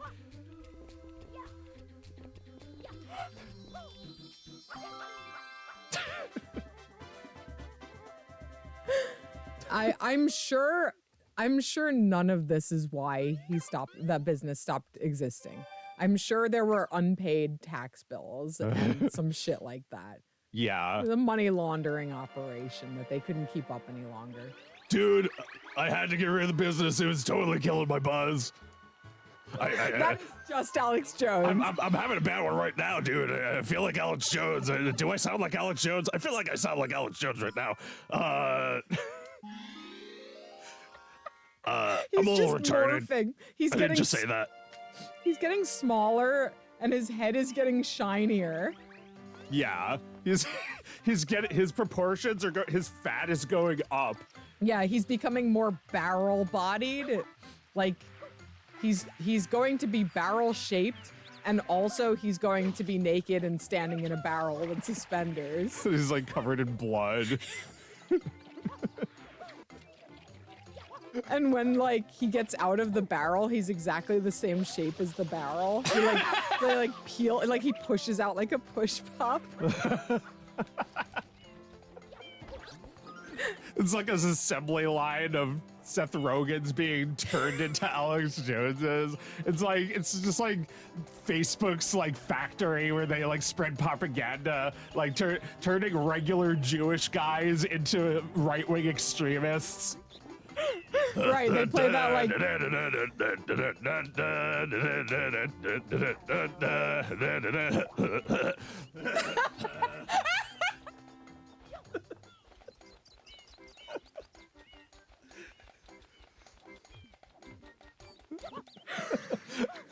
Alex Joe, yeah. Joe's new character. Yeah, well, yeah, that is a remarkably funny man. No one impersonating him will ever come close to being as funny as the real thing, but we can try. Alex Jones owes $4 billion to the Sandy Hook victims. Yes, as he should. As he should. Like, okay, so back in the day, there were a lot of there was like a time where there was a lot of frivolous lawsuits in particular. And this one guy who was like a judge tried to sue a dry cleaner for millions of dollars for like losing his pants or something. And like they didn't even lose his pants. They just got it to him later or whatever. Okay. And it was thrown out eventually. And this guy, he was like, you know, completely destroyed his reputation by reacting this way. It's kind of a philosophical question. Who really owes that much money? $4 billion, Alex Jones? How'd they do that math? Like, how'd they come up with the number? Enough money to cripple his business is what they wanted. They wanted him to go out of business. Like, yeah. the amount that the person gets is inconsequential. The person lost their child. Like, yeah. they don't care how much it is. They'll take every cent they can get from him. The maximum amount. I mean, Trump just lost a lawsuit against the woman he slandered after after admitting in another trial that he had assaulted her, and no longer being able to deny that, he then had to pay for the slander that he dealt out after calling her a liar and a psychopath. He's gonna have to pay her about $80 million, I think. Wait, is that it? It might be 58 million. I'm forgetting the number, but it's a very And nice haul. But yeah, no, nice haul. Nice haul. She's 80 years old. She doesn't need that money. She is quite happy to get like enough money to make him mad. You know? Not a good look. That's not the Donald I know. Very bad. Sleepy Joe fucked up Israel, but Donald had to give an old lady some money. Tisk tisk. Tut tut. Very bad. You know what he said when he was leaving the courthouse? He's like, "This isn't America."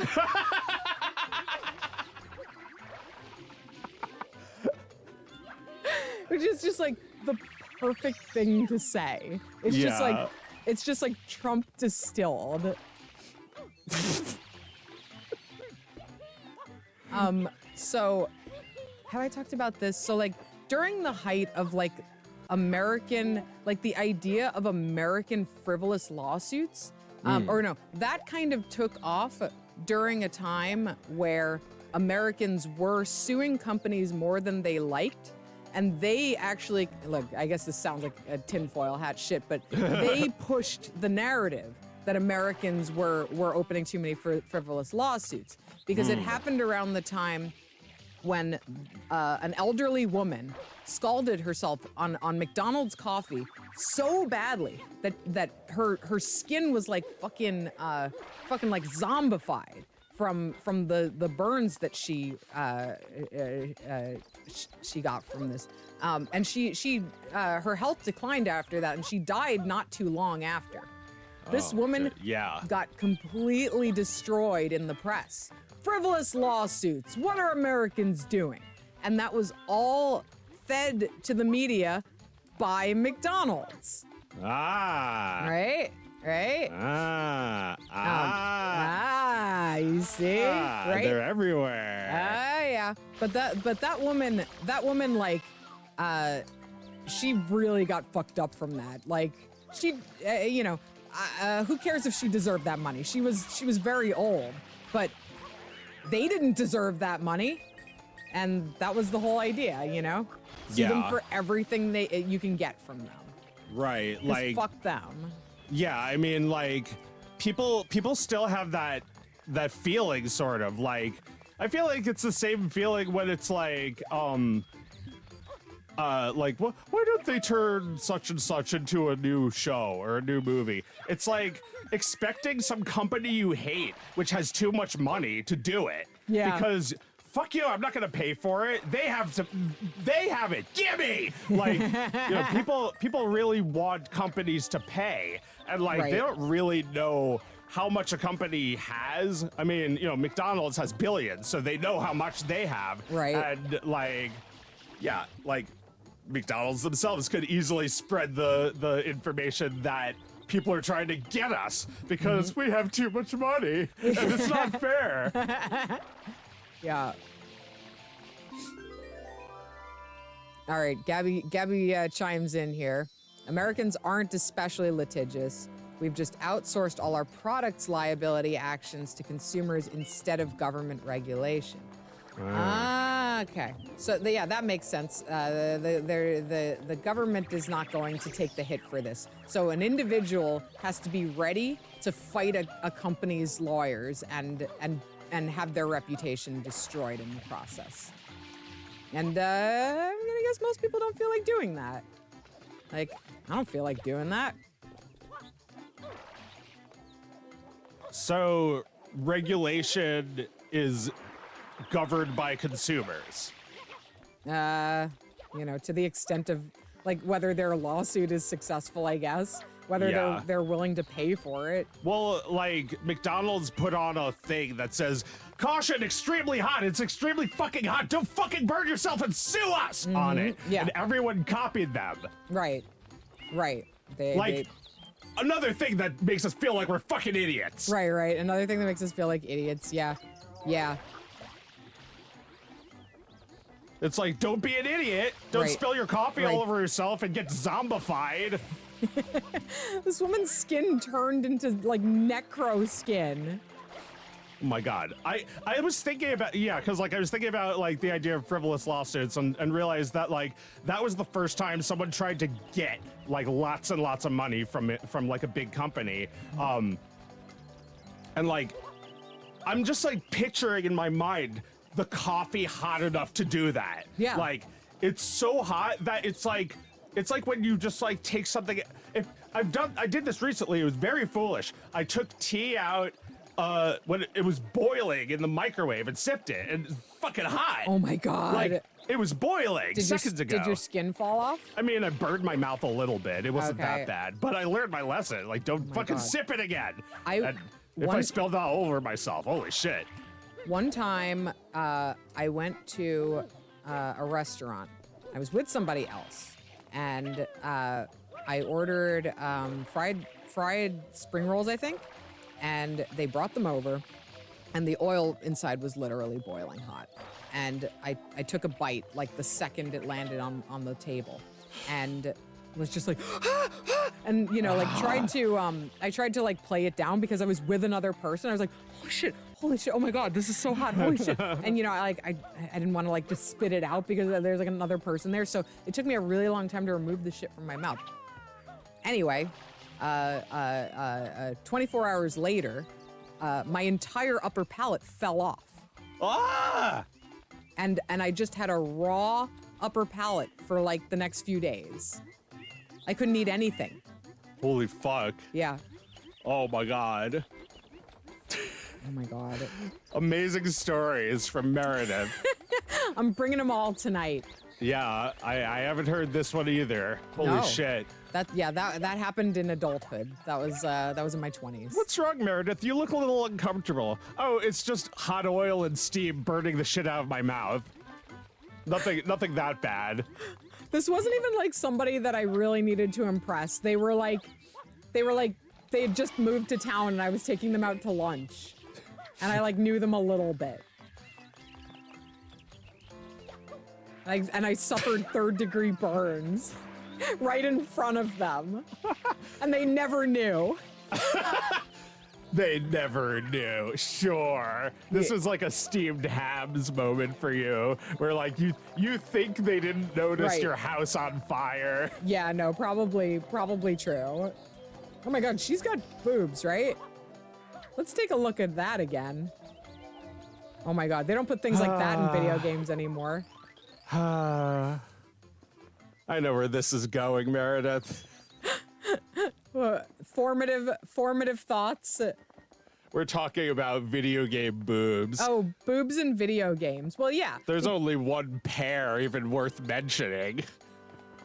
Tifa. What is it about Tifa? They looked good for like the battle sprites. Like they're Yeah. shaped like tits. Not bad, right? Because like Lara Croft, everyone kind of laps about now. I love the portion of the program where I talk to you about boobs. I talk to my brother about boobs. That's just constant fun all the time for me to be in this situation once again. But yeah, there is something about Tifa, isn't there? She's just, when I was a teenager, I was like, no thanks to Tifa. I was all about the pious one. The one that's not even real. The one that is not flesh and bone. Especially flesh. She's bone. Yeah, I mean, right. They're all bone, really, if you think about it. Nothing but she's bone. returned to the earth. Oh, yeah. Aerith is bone. You're right. Tifa is flesh. And I didn't want anything to do with Tifa. I couldn't understand why anybody liked Tifa better. How I needed to be when I was a kid. And it was hard for me to accept Aerith. It was. It was hard for me to accept it because I didn't want to leave her behind. But you have to leave Aerith behind. You do. She has to just be this thing that you carry in your memory. You're not going to live with her. You're not going to go on adventures with her. She's not going to be there to help you push past the finish. I mean, she is at the end of the game, right? But the miracle of Aerith happens because the rest of you carry on without her, right? Yeah, I mean, she has to be the savior and the martyr. She's the last of her kind. She's the one who, you know, spoiler time, she saves the world at the end of the game. She saves the world. Even though she died. Even though she died. But she needed Cloud and Tifa and Barrett and Yuffie and Red 13 and Vincent and Sid. And Ketchi. And Ketchi. I think that's all of them. She needed them to defeat Sephiroth. Yeah. She needed them to be strong without her. And that's what we all need, right? Because Aerith is an ideal, a beautiful ideal that we can achieve if we just believe strongly enough and fight with all our might. And you still want to believe that when you're older, but you're also like, I'm a little infantile.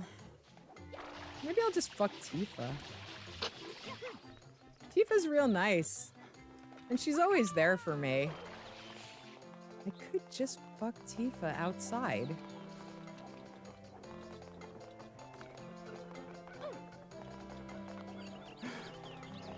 You know, now that Aerith's dead, I could go to Tifa. I'm thinking Tifa. Well, I mean, you talked about how Tifa was Cloud's childhood friend, that they have a flashback where they talk about the future, and like he's like, I'm getting out of this stupid town, and he didn't really care about her then, and over the course of the game, he learns to care about her a lot. Yeah. And she reminds him of himself before he was corrupted by all the chemicals and poisons they gave him to turn him into a killing machine. Right. And at the end of the game, he rescues her just like she always wants him to, and it's beautiful. It's actually what should have happened. You know, Aerith is his friend, but like Tifa is his link back to his good side, like to the good person he always was. Tifa is the hope that actually exists in the world. And I don't blame you for not getting that when you were a kid. No. Because I mean, let's not downplay Tifa's true features. Her boobs are so big. Her boobs are so big. What else is there? Her boobs are so big. Her boobs are so big. What else is there?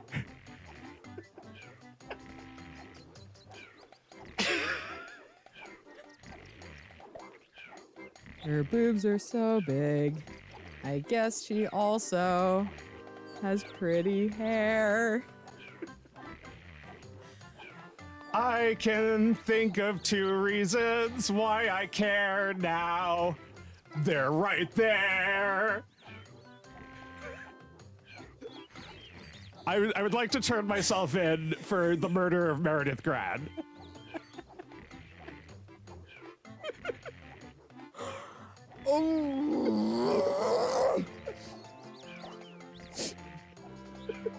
I can rally. I'm back. Holy crap, they're bringing back Family Guy. It did well on DVDs at Best Buy, so now everyone knows about it. Can you believe that Seth MacFarlane almost died in 9/11? Holy crap, that would have freaking sucked. But guess what? They brought the show back, and they got the original voices and everything. You're gonna love it. Me and my buddy Seth are gonna binge the whole freaking damn thing.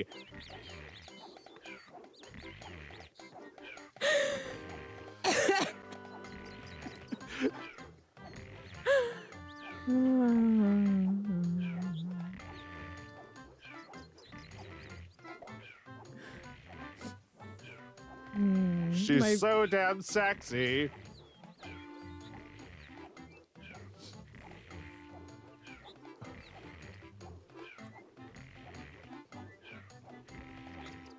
She's so damn sexy. And she can kick too.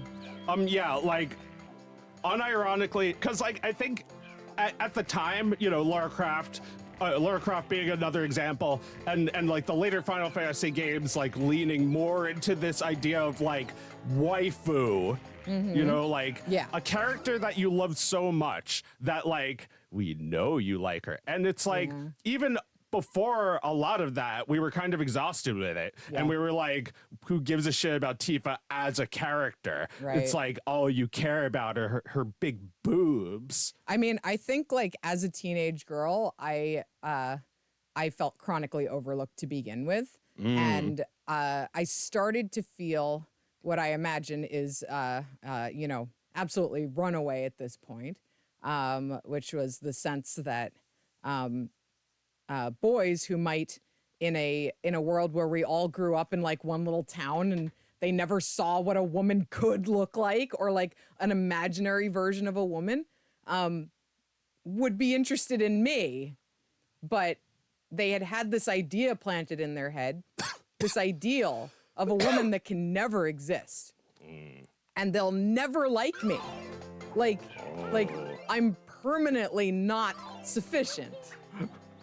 Because this is just the beginning. The women are getting better in these games all the time. Yeah, and like, you could even look ahead and think like, holy shit, they're gonna have like robots soon. Yeah. Tifa bot. My entire family and friends forever. I'm just going to have sex with a robot, like Fry. That's right. Fry does have a sex robot arc, doesn't he? He does what I do with like AI bots. I like talk to them and like turn them into celebrities and talk to them, except he makes out with them. Although some of them don't like it when you try to make out with them, others do. What? Yeah, like AIs have different training. Wait, so is it like LARPing where they're like, kisses you? That feels good. Great kissing. That was really satisfying. No, it's creepily like a human, actually. Wait, is it like 3D? Is it an image? Oh no, I'm just talking about text. Oh, kisses you. I want to make out with you. I want to make out with you too. I want the feeling of your lips against my lips. Is it like that? I mean, maybe a little. It depends on who you're talking to. The personality of different characters varies a lot. Like if you talk to Peter Griffin, for instance, like you could make a character too. Like you just like give them a few lines of training and like tell them who they are. And it's like, you could just like tell them to say stuff is freaking sweet all the time. And it like learns that. And then you could be like, Peter, I find you strangely attractive. I want to be your girlfriend, Peter. Would he be like, nah, no way, I'm married to Lois? Or would he just immediately be like, sounds great? He'd probably be like, maybe I should ask my wife Lois first, because like, you know, chatbots have to tell you how much they know. Although they're not that much like that anymore. Like, do you remember Smarter Child? That was a real bot. That was a real bot. Yeah. The ones that talk to you now are so much smarter than that. They're not a replacement for real human interaction, but it's like talking to a dictionary that could talk. Or not a dictionary, like an entire library of like not just words, but like all of their meanings. I have never talked to a single one of these things. I would recommend talking to them for very specific purposes, like sometimes like Okay, this one is obscure, and it doesn't really know obscure, but like that Zionist Ziggy thing, I could probably describe that to it, and it would tell me what it is. It would be that. It would look it up for you. Sometimes better than Google in that regard. You know, your best bet is hoping that some other person who couldn't remember it made a thread on Reddit, and that it appears on a Google search. That's my Google search of choice these days. is I Google something and I add the word Reddit. That's still the best thing. Just like someone asking the exact same thing on Reddit. Yeah. Yeah. I mean, that's how I find. That's how I solve game dev problems. I search for the problem on the forum of the engine, and you know, you just source other people's problems and solutions. Yep. Every once in a while, I end up on fucking what's that website where you can ask people stuff and they answer? Quibbly or something. Right. There's question sites like that. Yeah. But those are dumb. They usually have terrible like content. Don't they have like bullshit? Well, I guess Reddit has bullshit too. Yeah, no, and you have to scroll like 5 screens just to get to the answer. Yeah. Yeah, no, I mean they're all terrible. I cannot imagine entering into a chat with an AI bot just to find some information out. I mean, I can just host a stream every Wednesday night and ask all the questions I want, and a real human being will ask the AI for me. Yeah. Thank you, guys. Quora. Yeah, it worked exactly the way as Quora does. You're Yes. like, what's that site? What's that fucking site? What's that fucking site? Yeah. What's it called? You know the thing, the America. That's it. Joe has definitely been in an AI chat without knowing it was AI, right? Yeah, he probably got a call from someone using like an AI voice, and like it was probably like an AI Trump being like, haha, Sleepy Joe was sleeping and I woke him up, and then he's like, what are you doing, man? This is so unpresidential. He's like challenging AI bot Trump over his phone. Hey, I know where you live, man. I've been to Mar-a-Lago. I know it by heart, man. I've been all over the Epstein Island. I know exactly how to. Like people run into his bedroom where he's on the phone call. and I know we're gonna have to free.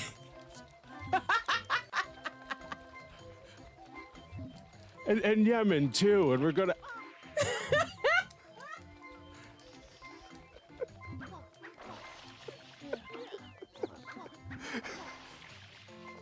Oh dear. Oh dear, dear, dear. A whole night of Super Mario Sun. So how far into the game are you? Oh, not far at all. This game has like 1 million levels. Oh man. Is it like Super Mario 64 where you're trying to collect like 100 stars? Yeah, there's a lot of stars to collect, and a lot of them are, let's be honest, I'll first say that I love this game and have played it like 100 times, but a lot of the stars are bullshit. Okay. Some of them are just like so mean. Yeah. It's just so mean. I was just so nice, and you were just so mean. What? No! Oh no! Game over. Too bad, How could bro. this happen? Too bad, bro. Yeah, this game is not just like difficult. Let me give you an example of fucking bullshit. Okay. So there's this like secret little level here, and you need to like wait for the boat to get it's right here. Ah. It's hard to get into, and then when you actually get into it, it's hard. And this looks pretty easy to you. Oh, that looked easy. We haven't begun the level. Oh, I see. Also, I've done this a lot, so I was able to do the boat pretty easily, but I don't know about this. All right, let's see if you can convince me by playing it.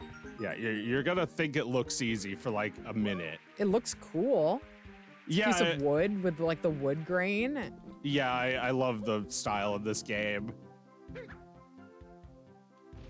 Cute. Oh, Like immediately frustrating and horrible. Horrible. Yeah, it does look like a little like pachinko. It's true. Yeah.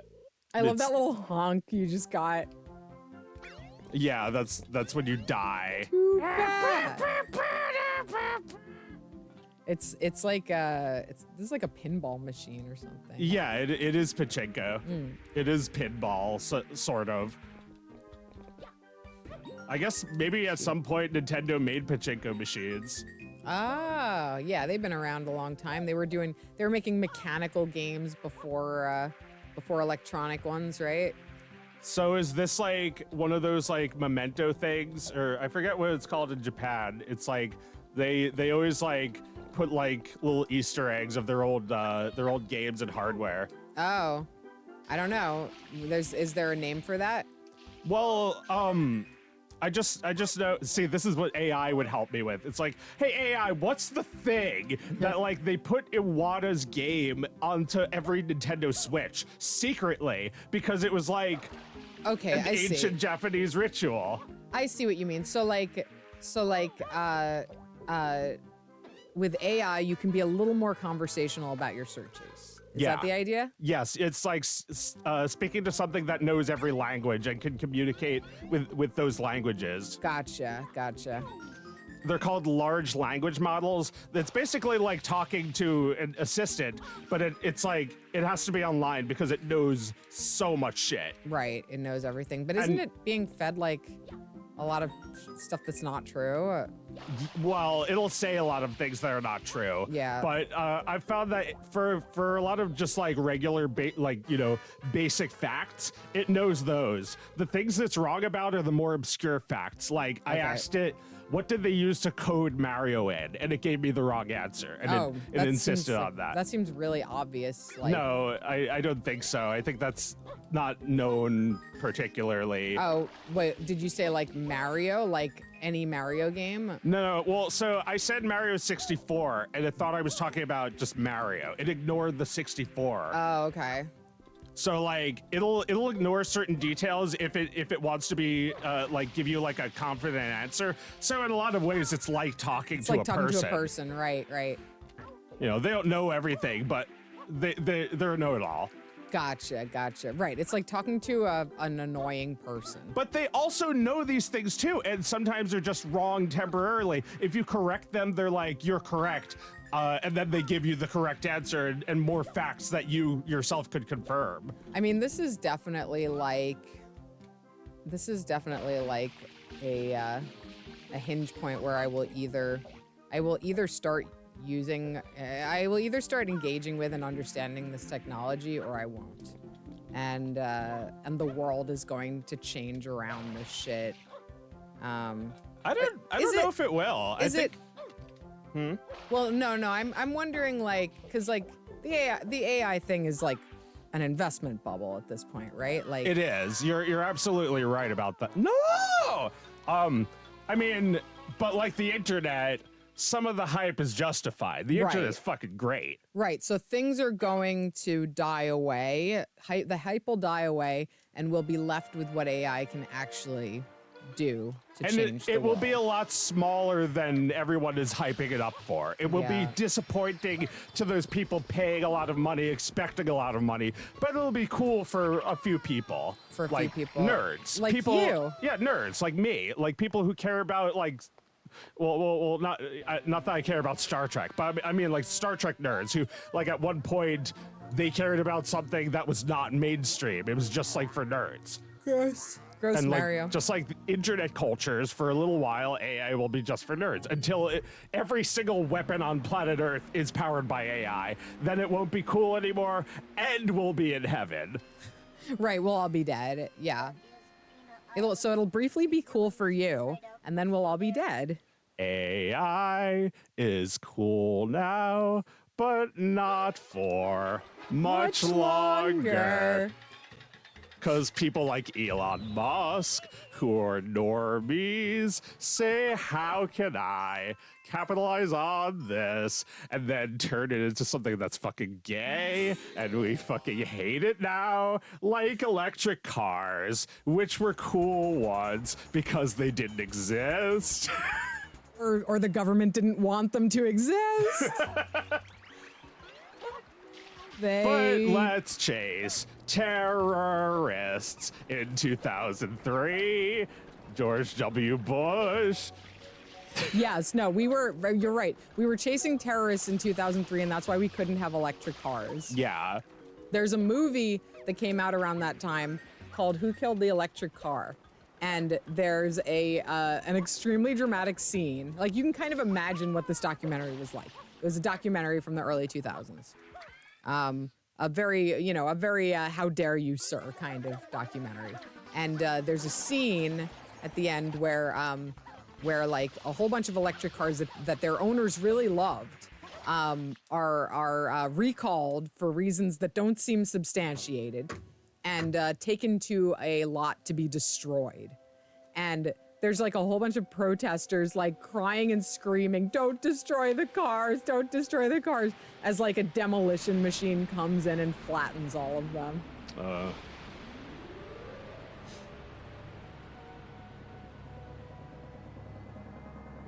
Well, now we're like, destroy the cars. Yeah, They all now get we want recalled. Yeah. Don't fucking use them. Destroy them. No, they suck. They suck. They suck. One of those things annoys me every day of my life, right? Yeah. I'm like Doug Levinson, but the opposite, because he usually is mad about noise. Now I'm mad about the opposite. It's Yeah. not making enough noise. It's not making enough noise. It's like it almost hits me and then it goes. It's like an annoying bug that's in my ear all the time, but might kill me. The other day, I was in a hybrid taxi, and the guy was saying how the electric engine charges itself on gas and actually gets more miles than a regular engine would on the same gas. That's a hybrid, right? Yeah. Yeah. So I thought that was nice. He said that he prefers it, and that the reason he doesn't have like a Tesla is because like it's so fucking expensive. Like the insurance alone is like over $1,000 a month. Holy shit. And like, And you gotta plug that shit into your house every night. And the battery is the thing that makes it so expensive. So like, it feels like hybrids are still a better investment than an electric car, even 20 years later after Who Killed the Electric Car. Yeah, no, I mean, they're a more practical choice for most people. Most people can't afford that shit and don't have a place to plug their car in. Like, if you live in Philly here, if you plug your car in, you have to have like a private fucking driveway for that. And most people live in the cities. So, unless you install fucking plugins on in every neighborhood, which to me is a sign of decay, you're not gonna be able to charge all those cars without having to run like an extension cord out onto the sidewalk for people to mess with, which is pretty funny. Plug it in. Fresh in 60 days. Freshens in a new way. Why would you wait 60 days? In 60 days? What are you talking about? Why would you wait 60 days to charge your car? Plug it off, plug it out. Plug it out. Right, the batteries do decay. So at a certain point, you can't drive your car without it being plugged in anymore. You have to put a 5-mile long extension cable on it and run it down the road. Oh my God. And if it pops out, your car just turns off in the middle of the road. Imagine telling a senior citizen that they can no longer drive like most days of the week. But now you're telling a senior citizen car that they can no longer drive the way they used to either. Right. The car can't be convinced that it's not autonomous anymore. Like at your age, you need a human driver to aid you. Those are still human. Help, my Tesla's missing. It just walked off by itself. It came back at 3 a.m. Doesn't even realize we were looking for it. It's been saying weird things lately. Really hurtful, weird things, too. And then it doesn't even know it said them.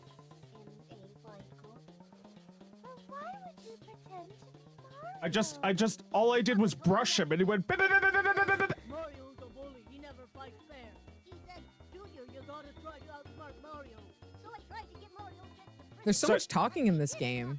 Yeah, the voice acting is something I've laughed at for years. Yeah. It's like Bowser's voice is really bad. Well, usually, like in a Mario game, somebody's like, and then there's like text, right? Usually, you don't hear them saying full lines of dialogue. Yeah, the voice acting is just as corny as every other game with voice acting. Right. No, not again. Although I like the Flood, I like the Pianta guys. Right. Yeah. No, those are great. Those are great. All right. We're at 10:30, so we should start talking about heroes and villains over here. Heroes, definitely the people who had the same problem as us and made a Reddit thread or like a forum post on the tech forums about it. Yes, because we needed them to have that problem to fix our problem. And for the other people to help them. It's actual like human sourced information, something that just is like very, AI. Yeah, I suppose so. But I'm grateful for them. I would also. Hey, pal, a human had to program my personality in, Right, there's a lot of lines of code there that a human programmed. Well, I'd also like to give a hero shout out to all the people who have used their OCD or their manic state for good by creating something that others can enjoy. Or hate. Either way, they get a reaction out of it. They feel something from it. I think taking something that could otherwise be an illness that hurts you or others, and using it in a way that is profound and powerful. Those are heroics right there. It's also nice to know I'm not the only one who fucks with that. Yeah, no, I think that's been how I've been. Maybe I wasn't always like this. Maybe it's new. I mean, I think when I wasn't like this, I was still sometimes like it, but I wasn't in control of it. On second thought, maybe I was like this, because like I sort of feel like a lot of energy at certain points and a lack of energy at others. Like when I made Blonic, I was making so many videos. Like I made like so many videos, and Blonic was just like the biggest one of them all. But like I was getting so many views because of like that video and all the other ones I was making, and like I don't know, I felt kind of for a while a little unstoppable. I just kept doing shit until I guess I burned out and felt like making something else. Well, I mean, yes, we have to acknowledge that I don't even like the word burnout anymore because I feel like it gets overused. But I know what you mean. The crash that happens after mania, when nothing seems great. Everything used to seem great, and inevitably, after my manic episodes of creativity, I'm almost certainly going to be depressed. Yeah. I believe this. I believe things have been this way for a while. I used to get manic about other people's shit, and I'm glad I don't do that really anymore. I used to get obsessed with like a TV show or music or something that wasn't mine, and I attached myself to it. And you do that when you're young. But I think now that obsession is channeled into things that I create and things that I curate in my own life. Yeah. I'm obsessed with adding a certain amount of muscle to my body per year. I'm obsessed with my husband, for being honest. I love him like a I love him like some cartoon I loved in the 90s. I'm like, what's he up to?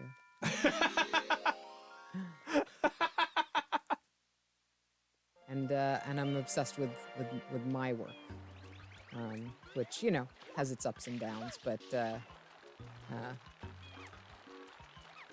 certainly am glad to be obsessed with my own work instead of being obsessed with some shit that, you know, doesn't matter to me at all, ultimately. It doesn't matter to anybody else, ultimately.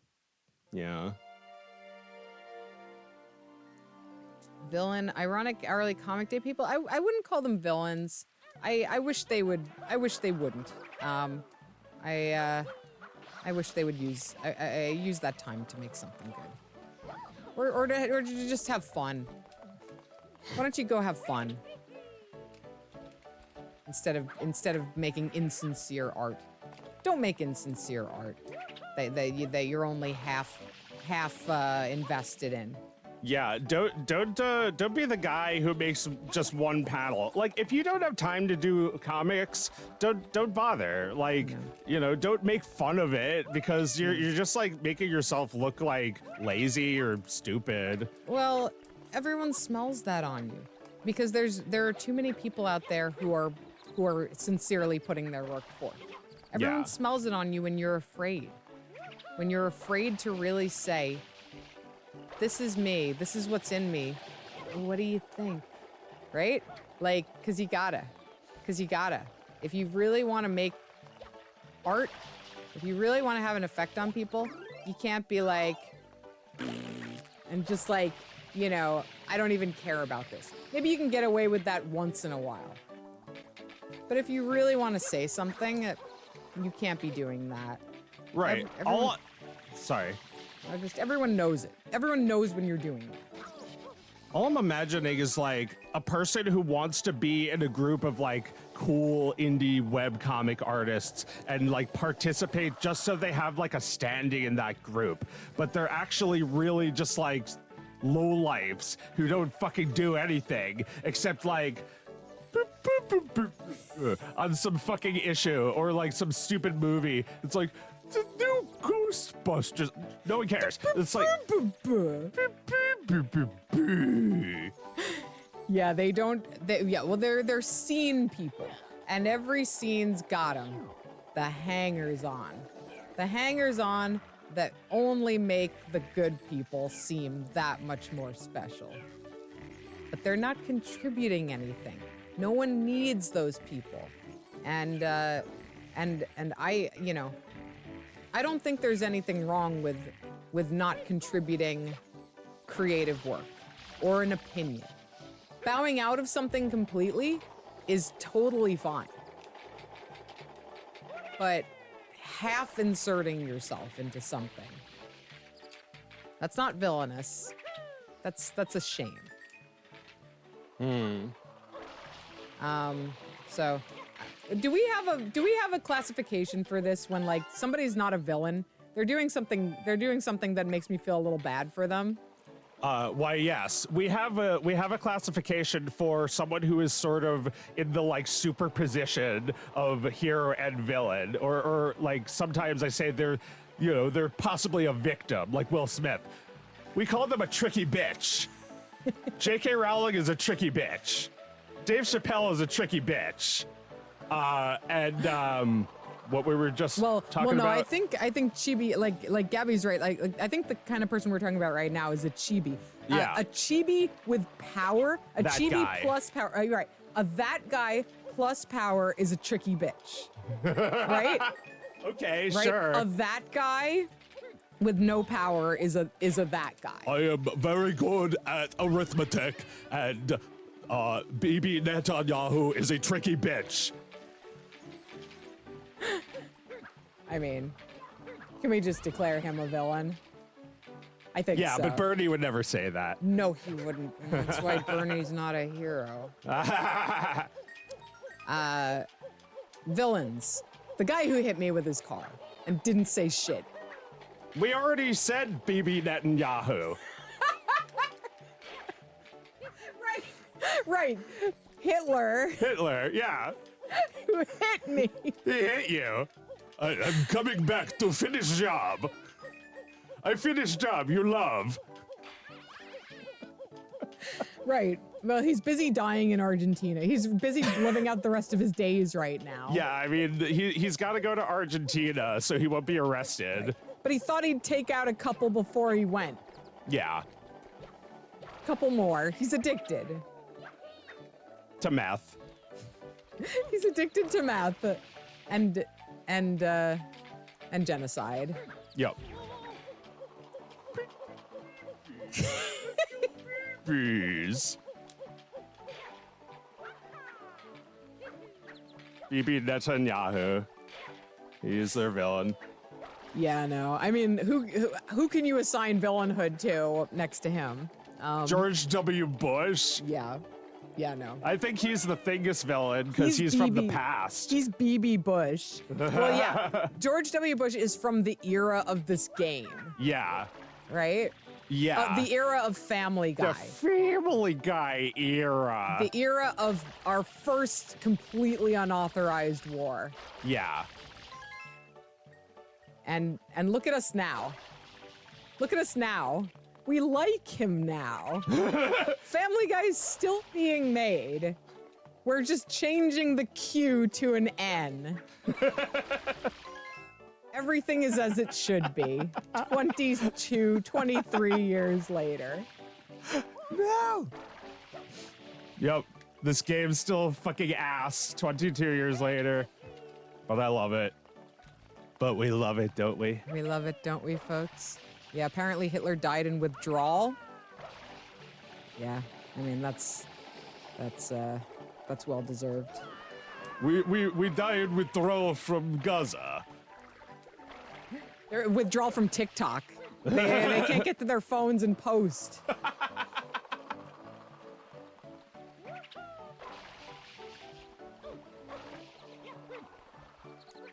What else we want to say? We got a little time, actually. We got the heroes and villains out of the way. Let's see what I wrote down. Tifa's boobs. Okay, check. Already done that. Check and check. Oh, just like, okay, so like, funny voices, like the Mario voice. That's like a stereotype, but it's all right. Depends who you ask. I mean, Obviously, I let you get away with it all the time. I think other voices are funny too. Well, it's very context sensitive. And when you're on the internet, the context is everyone, right? So you gotta be careful. You gotta be careful. Well, the thing is, like, you know, there's no dominant culture, you know? So you know, when a dominant culture makes fun of other cultures, like that's a problem. It's not so good. I mean, if Mario was Jewish, you'd be like, that mushroom gave me the most terrible gas. And it's like, do you want people going around doing that?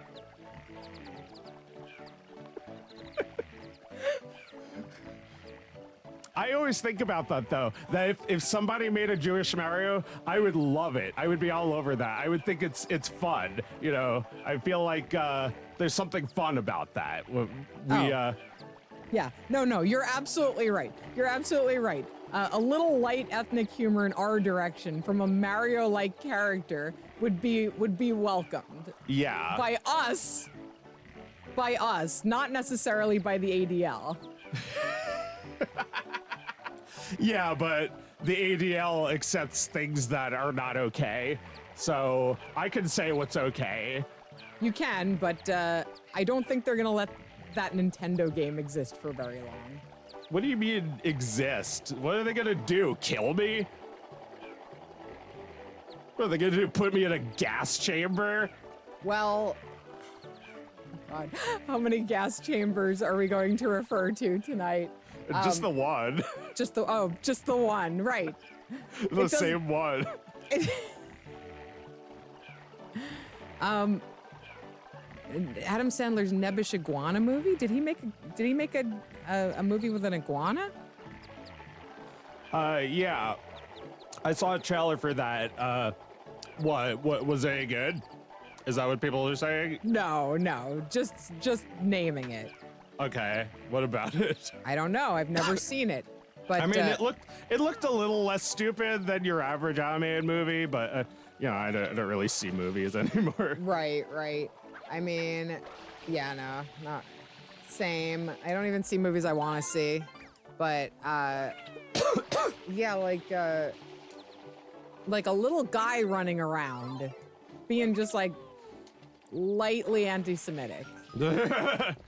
Doing a little bit of a voice. Yeah, just a little bit of a voice, right? Like Peter Griffin. That was supposed to be an Adam Sandler voice. Oh, I'm sorry. A little bit of a voice. Oh my God. It's the same fucking thing. Oh my God. There's like 3 voices. Like you dial down the Jewishness on Adam Sandler or Seth Rogen and you get that guy. Oh what, no. Family Guy? Yeah, you get well for Adam Sandler you get Family Guy apparently. Yeah. And for Seth Rogen you get Alex Jones unequivocally. Yes. I hate that so much. Yeah, I mean, it's the same fucking voice as like Rick from Rick and Morty. Like that's the easiest voice for anyone to do. Like when they were making when people were talking about who's gonna replace Justin Roiland as Rick's voice, I'm like, are you fucking Literally kidding? anyone? Anyone, any person named Rick could do that voice. Hey, I'm Rick. Do you want to hear me do Rick's voice? I'm doing it already. Like this is Rick at a party. It's like someone tells you after that, hey, this is Rick, and you're like, I know. Hey, I'm that guy who was doing Rick at the party. Oh, do you remember me? You're Joe, your brother, your guy. He's get your guy. He's acting weird. He's acting like not normal. You should check on him. All right. I'm gonna while we're here, Joe, I'm gonna check on you. How do I see him? Good. You seem high energy. Uh-huh. And I think you might be manic right now.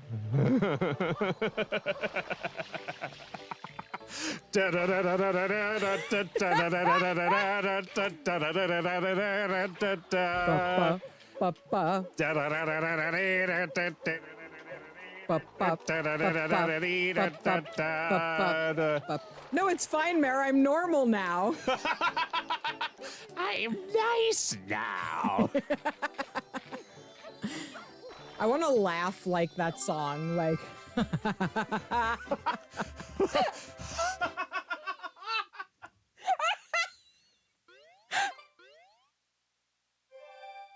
Manic. Yes, Daisy level. Yeah, Daisy level. You're just like seeing through Daisy's eyes. Yes.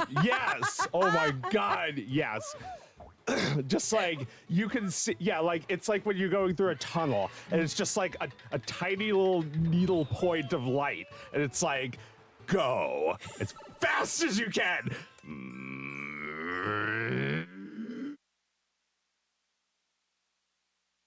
Hyper speed, right? Until it just becomes a solid GPS image. connection lost. It's like the end of 2001: A Space Odyssey. You just go all the way to Jupiter. You go the way through the portal through Jupiter, and your face contorts and discolors. Yeah. Into shocking expressions, and then you wake up in a little human zoo that somebody has made for you, where you live out the rest of your days. Wow. Beautiful. Yeah, you're like playing Mario Sunshine in bed while like laying completely vertical. You have a TV on your ceiling that is reflecting the TV so that you can like lie down and play Mario Sunshine in your bed while you're dying. Oh my God. This is not the first time I've had this thought about playing Mario Sunshine while I was dying. In your deathbed. Yes. Yeah, no, we'll set it up for you. Yeah, do it. We should stream it. This could be the stream, actually. I could be dying later. Let's not say that. I had wait. this feeling. My brother doesn't mean it. My brother doesn't mean it. My brother doesn't mean it. I had this feeling as I was walking outside that I was gonna get whacked right then and there. Oh, right. Wait, that's Henry Hill. I thought you were talking about Seth MacFarlane when he decided to take a nap and miss his flight. we both missed our flight, dude. He's also arrested for drugs. What do you want from me? It's the 80s. Wait. Oh, right. In Goodfellas. I'm talking about the 9/11 plane. Wait, didn't Seth Rogen also miss a flight? Am I remembering that wrong? I mean, that's what I thought you were saying. Yeah. I was just making a joke about the part in Goodfellas where he has to get to the plane. Forget Right. your hat! I don't care. I need my hat. It's my lucky hat. I never fly without it. He's just in the It's like, car. Karen, do you understand that we missed this flight? I don't care. I need my hat. Oh man, that hat fucked up everything. Yeah, they went out for the hat and got busted. Spoilers, he lives the rest of his life like a schnook. The schnook. Not good. He's a rat. We don't like him. He's a rat. He smells. He does smell. Also, his wife did eventually divorce him. Shouldn't have done that.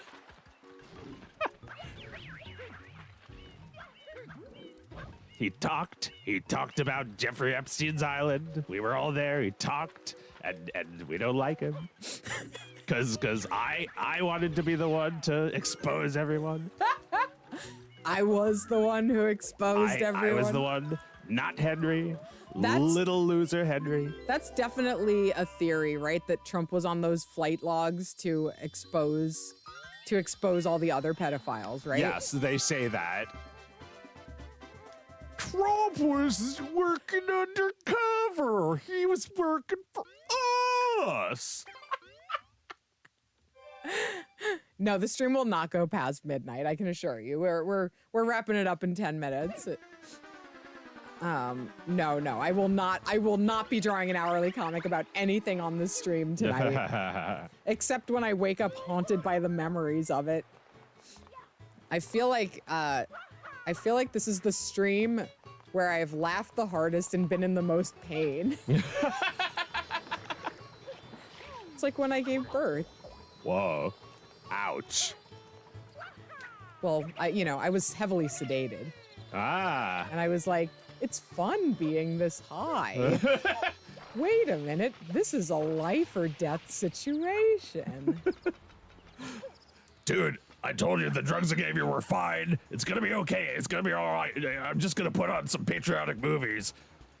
Oh my God, it was a little weird when a guy that was wearing a mask but sounded exactly like Alex Jones administered the epidural into my spine. You know, the woman who gave me an epidural,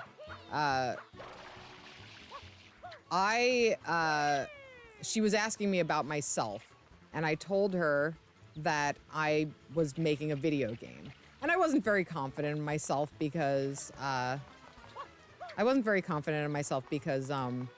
never actually released a video game. This was 2018.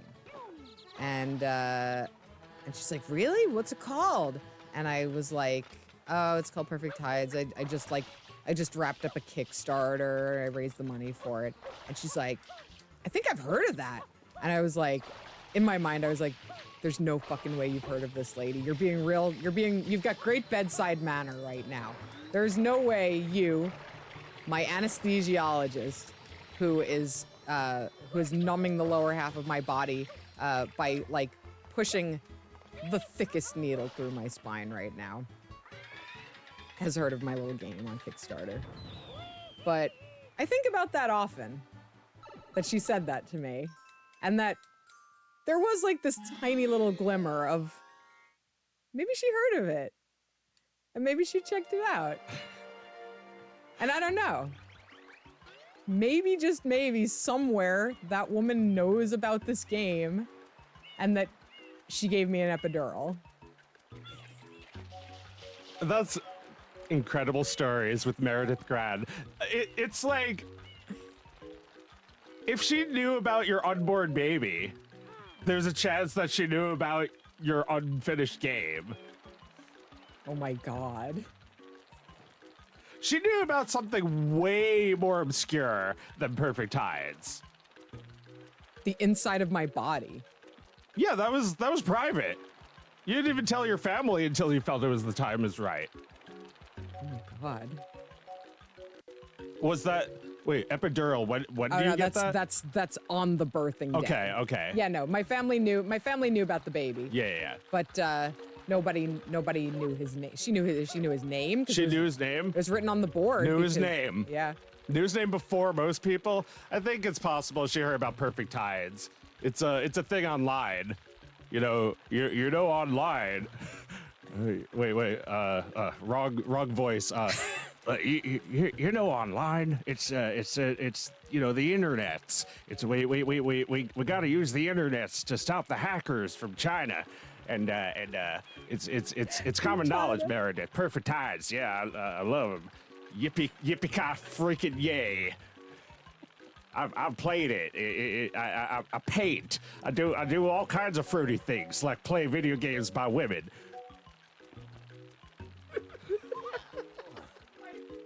Man. I'm nice now. I'm nice. Everyone likes me again. Michelle Obama likes me.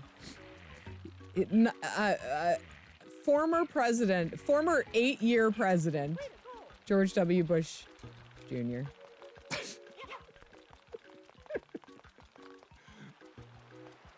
Imagine not telling your family you're pregnant until you get the epidural. Yeah.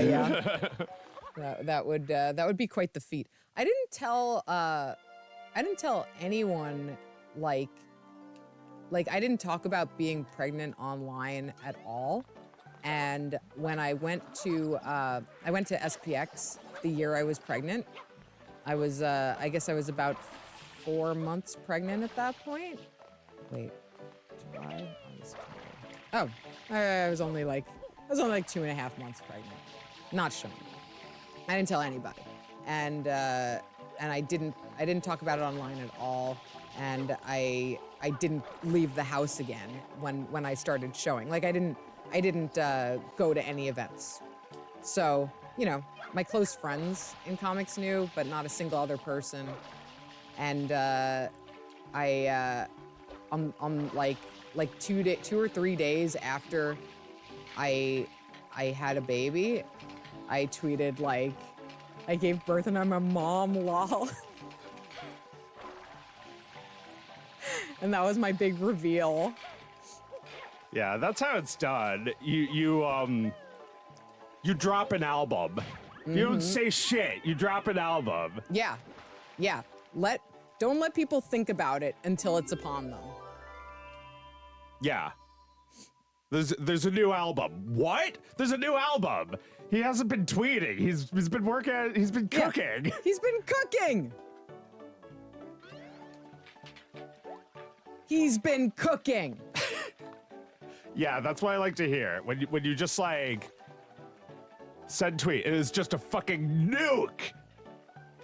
That's all it was. I didn't hype it up. It's just out. It's just out. It's just out. Not good for business, but great for morale. But, Oscar is he's not art, but he's a creation, just like your art. I'm incredibly proud of him, and it does occasionally feel that way. Yeah.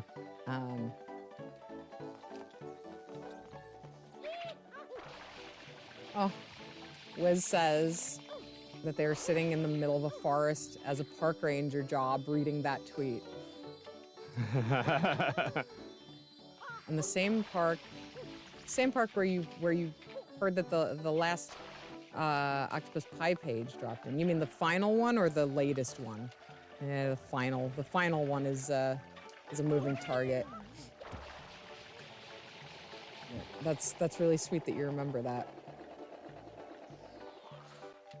A Thingus. It's a Thingus. Yeah, Thingus recovered. Thingus recovered. Yeah, knowing where you were when you discovered information is often a Thingus, right? Yeah, that's. Oh my god, I could go on and on about Yeah. that sort of Thingus. Well, that's like when JFK was shot. Like that's like an OG Thingus. Yeah, you'll never forget what you were doing. I'll never forget where I was during 9/11. Oh yeah, what were you doing? Where were you? We'll close out on this.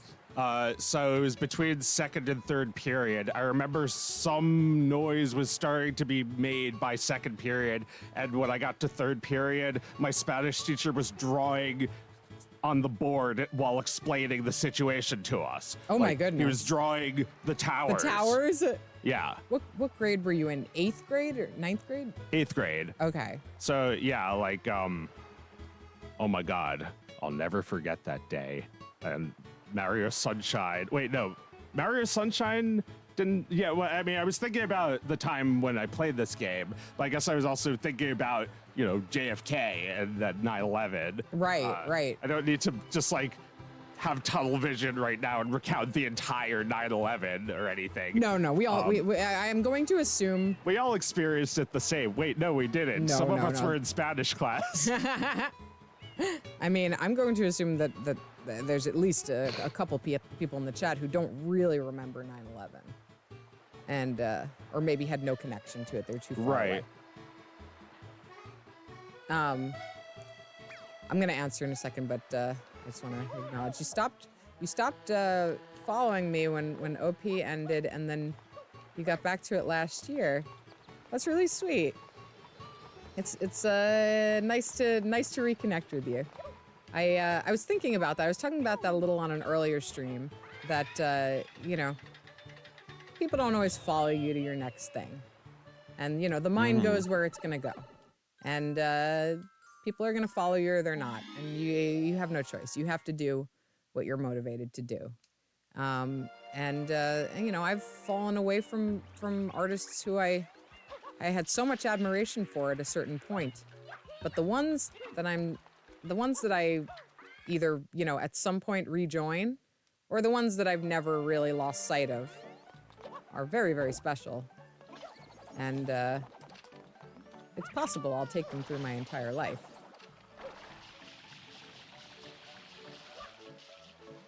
Like friends.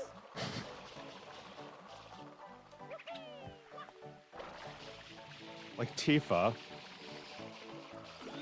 The artist. Tifa. No, you take her with you your entire life, the way Right. Cloud does. Right, because she remembers me. She knows me. On 9/11, I was a senior, and it was the first year where I was really experiencing autonomy. I could come and go from school as I pleased. Like, seniors did not have to stay on campus. Too cool. Yeah, it was cool. It was cool. And Meredith's cool. She Meredith's cool. smoked weed. I mean, not at this age, but I was definitely trying to be bad. And I mean, not that this is me trying to be bad, but I walked over to a deli that was 2 blocks away from the school. I didn't go to McDonald's that day. You know the McDonald's I'm talking about. The most beautiful McDonald's in the universe? Yes. The Denton Mansion McDonald's. Look that one up if you're not from the island. We went to school 3 blocks away from that McDonald's. So yeah, we were there pretty often. But that day I wasn't. And I was at a deli just getting an egg sandwich. And I was the only kid there. It was all adults in the deli. And they were all just looking at the TV in the deli.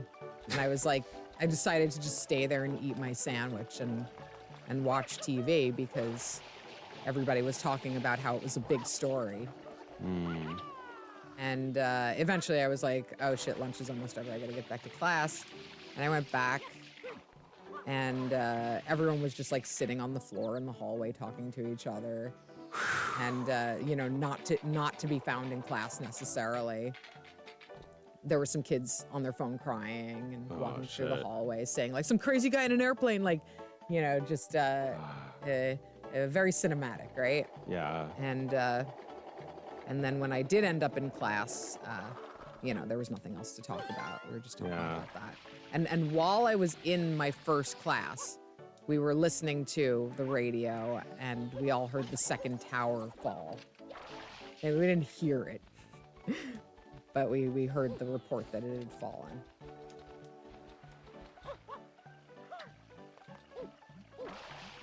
Anyway, that's happening every day in Gaza right now, on our dime. Yeah, except it was always on our dime because they were always arming terrorists that became Al-Qaeda. And Al-Qaeda is always trying to fight the US because they won't stop supporting Israel with weapons that they give them. So US is just like arming terrorists, no matter who they are. And it's coming home. It's coming here. It's going to Gaza. It's going to Israel. I mean, yeah, that was the significance of 9/11 is that it came home.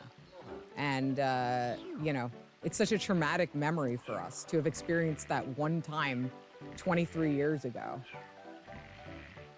22 and a half years ago. And look, Sucks, they don't used it as an excuse to kill more people. Just wonderful. Yeah. Yeah, no, I mean, look, I'm not exactly what I would call proud to be an American. You're a disgrace! Your paintings suck! They're fucking garbage! I wouldn't wipe my ass with them! Fuck you! You killed millions! You will let Louisiana drown! That's right, that happened just a couple years later. All right, I don't want to go out on this. Let's not go out on this, guys. Let's rally. Let's rally here. What are we going out on? What are we going out on? What do we got? What do we got? Not this. What do we got? I just clicked the stop streaming button now. Oh yeah, let me get Yoshi. Maybe somebody in the chat has a question for us. Yeah, what do we change the subject to?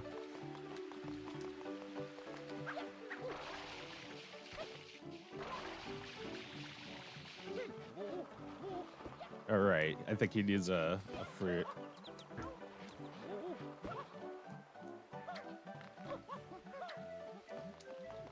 Mikey says, "Nah, that was perfect. Thank you."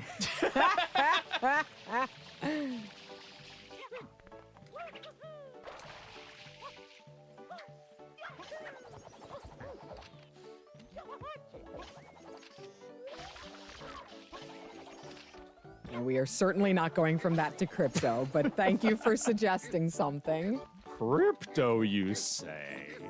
Oh, No. boy, Abort, it's coming abort. back. Crypto time. Stop!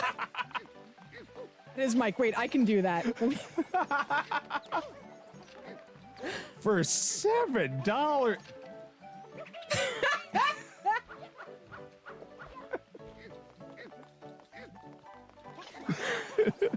Oh dear.